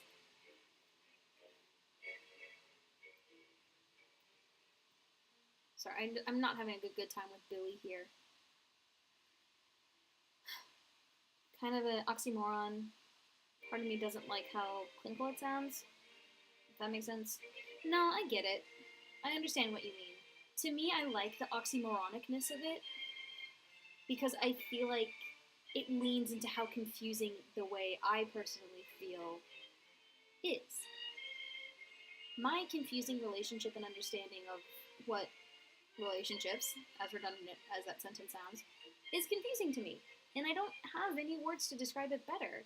Like, the relationship is platonic, we are still friends, but the traditional heteronormative idea of romance, some of those aspects I want to, like, have in that relationship.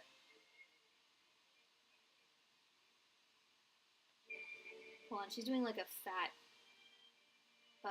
lean, bad posture. Oh no, it's because her neck is all fucked up. Hold on.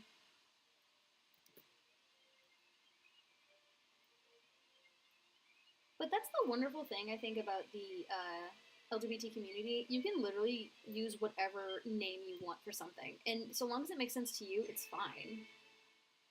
Like queer can mean one thing to me and one thing entirely different to somebody else. It probably means one thing. Like it probably means something different to me than it does to you. Because then you have the people who still like are not comfortable with the word because it's still kind of associated with a slur, and that's fine if they're not comfortable with that word. And the people who are reclaiming it, that's great.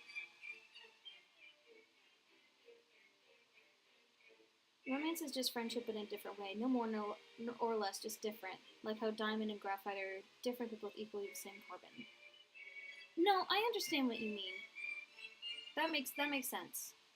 And I kind of view it in a similar way, but I feel like I don't know. Like it's so hard to define the type of relationship I like with like terms that are understandable in our heteronormative society because I am ace and that inherently separates me and other ace people, I think, from the heteronormative understanding of love. Because a lot of people, this is a huge, massive blanket statement generalization. associate a romantic relationship with sexual acts and like sexual relations with your partner. And it's not inherently bad to think that way. That's just what our society labels a romantic relationship as. It's somebody who you are physically and sexually close to. But because bonk ace, I don't feel sexual attraction, period. My understanding is a lot more jaded. Not jaded, but like warped. What kind of? It's not a skirt, so I can't lie about the. Shit. I'm gonna do some fibbing real quick. People have been debating romance on the French prose. No, absolutely, and shout out to the Greeks for like coming up with words for different kinds of love. Hell yeah to that, brother. But people don't go around talking about, oh yes, I storge my mom, or what's the platonic one? Storge's family. There's a platonic one. Then there's Eros. They don't go around specifying the kind of love that they feel. They just call it love. It's such a blanket term, and it's such a good one. Because, again, I feel different kinds of love toward different people. I like my friend from class. I love them. I think they're funny. But they're also like my friend. And we're just friends. My friends from high school. I love them too. They're buddies of mine, pals, amigos, compadres, all that lovely stuff. But it's a different kind of love, you know? Equals or at least very heterosexual has been kind of gross, but I do still care a lot for people. Yeah, exactly. Like, I don't know. Why am I'm sorry, I just started so absentmindedly drawing pecs on New York. Hold on. Whoa. Hold on. Everything is, the proportions here are so off. I think the neck is too thick, the head is too large, or the neck is too thin.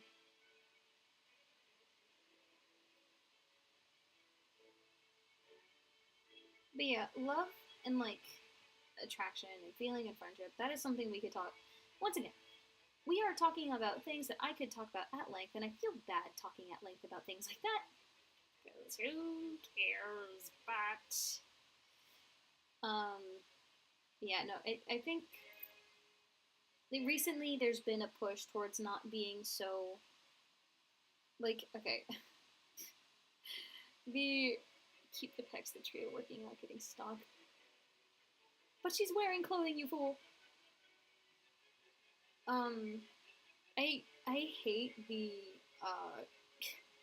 conservative argument, the predominantly conservative argument of there are too many labels nowadays. It's confusing. You're confusing the kids.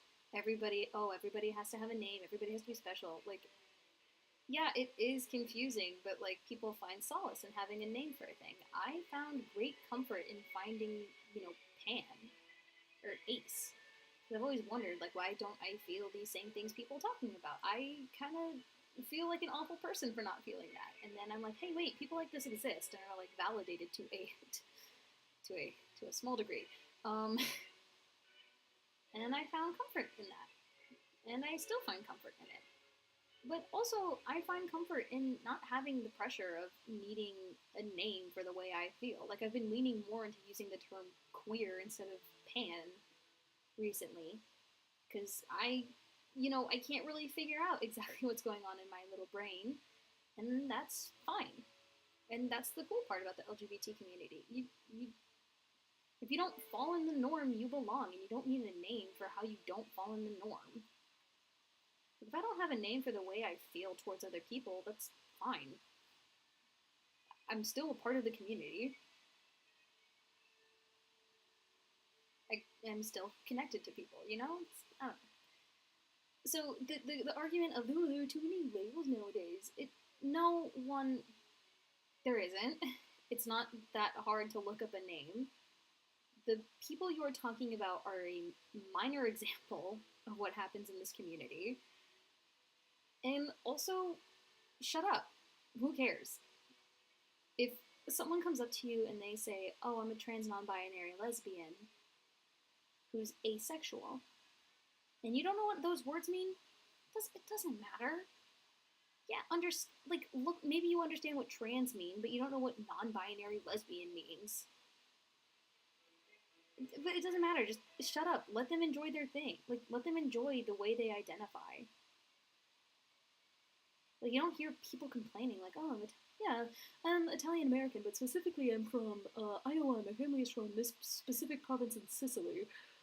Like, if somebody said that to you, you'd be like, oh, yeah, understandable. But the minute it's about, like, sexuality, it's like, okay, liberal, L, snowflake.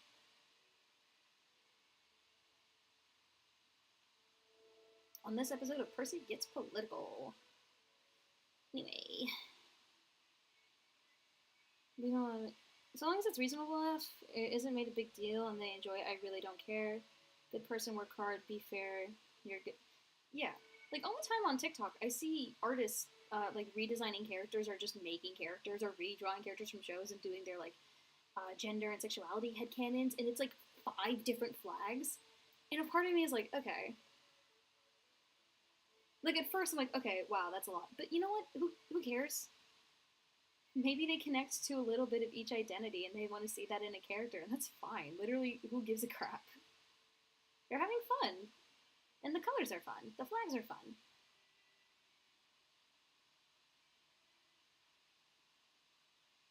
Still don't really get trans non-binary, but in on my phone. Okay, I can explain that, because I was confused on it too, so I did research. Okay. Trans. Trans, in general, can be used as an umbrella term. See? It's an umbrella. Isn't it lovely? Isn't it gorgeous?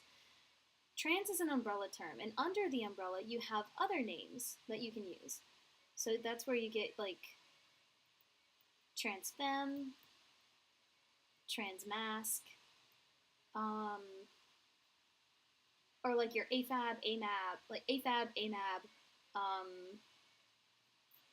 all those lovely things. Non-binary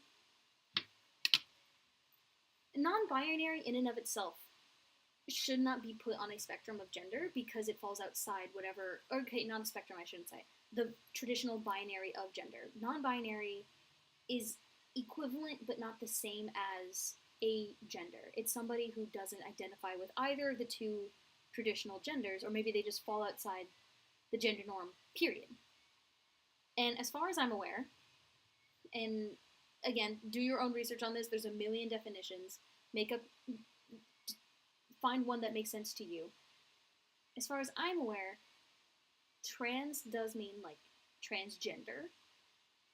Okay, transgender, trans, move to somewhere else, change, gender.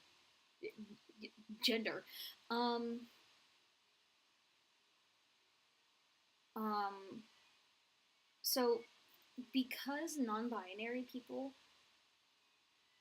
they don't change their gender, they just kind of, like, fall in more line with their gender that they feel, it's still kind of seen as a transition, as a change. Not necessarily, like, from one binary to the next, but outside of it. It's a change out, if that makes any sense. So that's why non-binary falls underneath the trans umbrella. Like, trans can mean 1,000 different things. That's where you get your specific names, like trans non-binary, trans femme, trans masculine, stuff like that.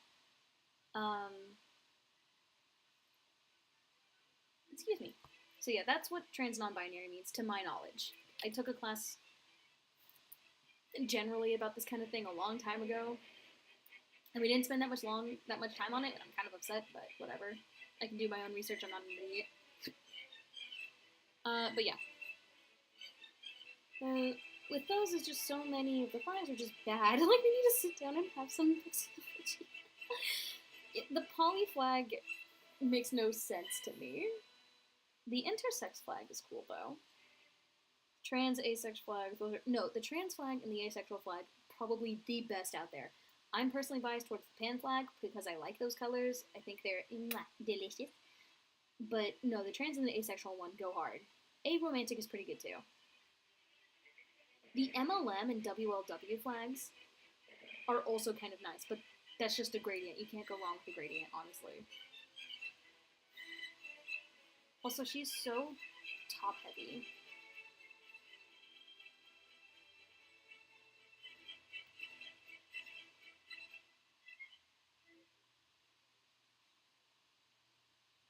It does feel redundant, like saying great ape Homo sapien. Great ape is implied by Homo sapien, but if it makes people. Well, it's just honestly, I swear to God, the specification, like, okay, having such specific labels, I'm sure it was like a tandem effort between these things. But my little crack theory is that when queer people did identify with one of those really specific niche terms, um, and they didn't have the word for it, and they were trying to explain it to somebody else, then it was frustrating. Like, like, um,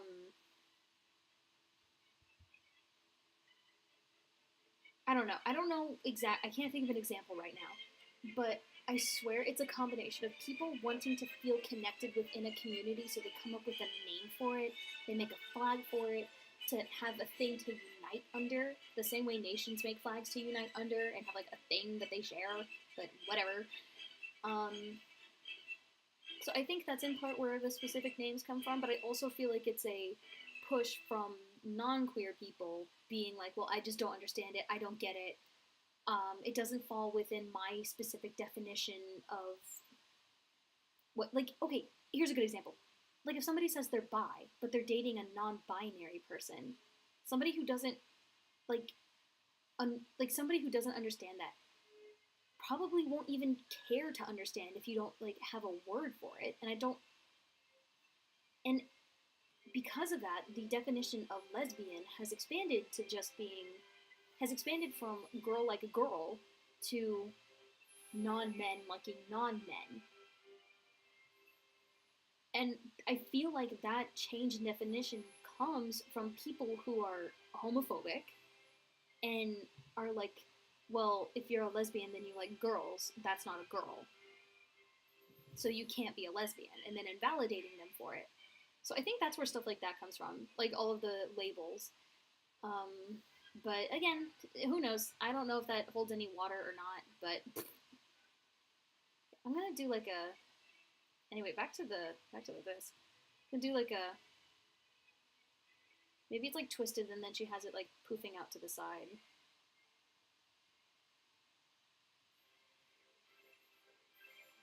The thing about why there's so many terms is that you got modern gender, which still works with binary system, just also with trans and wait.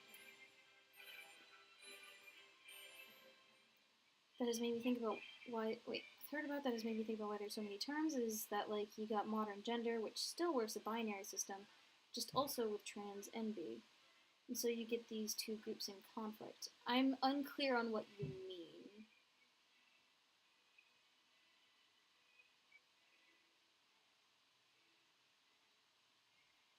Yeah, I'm not entirely sure what you're saying, and I apologize for that. Lesbian does imply some degree of binary because it means woman or at least non-man under some systems but not others. Okay. I think I'm getting it. Which is why you have so much vicious debate. Yeah, and the debate arises from an inherent need from assholes to be exclusionary and invalidating. Like for like for asexuals, being told that they're not allowed to be in the LGBT community because they don't feel attraction, which is the definition of being human or whatever, is an argument I've heard. Which, yikes, weirdo. Okay. Um, but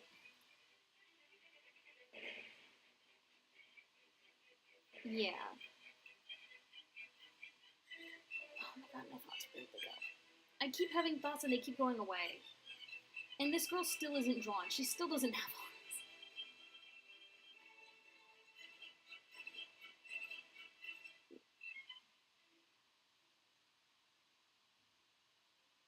arms. I'm blue screening. I can't think of what to do with these arms in tandem with this conversation. um, ugh, I'm about to explode.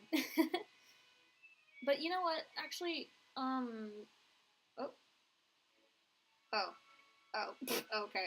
This is a little awkward. So my dinner is here. Um, what time is it? It's 4:30. Like a 3.5 hour stream is not that bad. What? I did want it to be shorter. Okay. Okay. Yeah, I'm going to end the stream here because I want to eat food, and also my back hurts.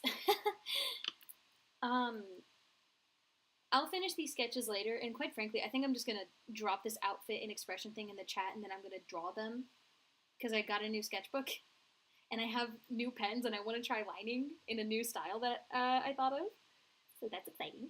But yeah, I'm gonna call it here. I've had a lovely conversation in this last half with you, Em. It was wonderful. I could, honest to goodness, talk even more about this, but I will stop because I'm hungry. And yeah, next week there will be no stream here on YouTube, but maybe like a hangout in the Discord again. Um, oh, hi Jez. I'm so sorry you popped in right as I'm leaving. I feel like that's been happening a lot recently.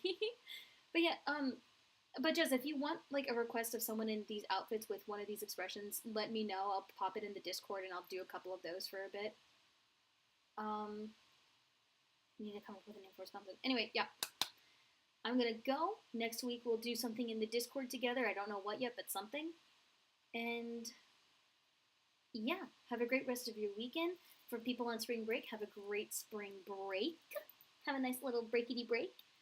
And yeah, that's it. Have a great rest of your day and subsequent weekend.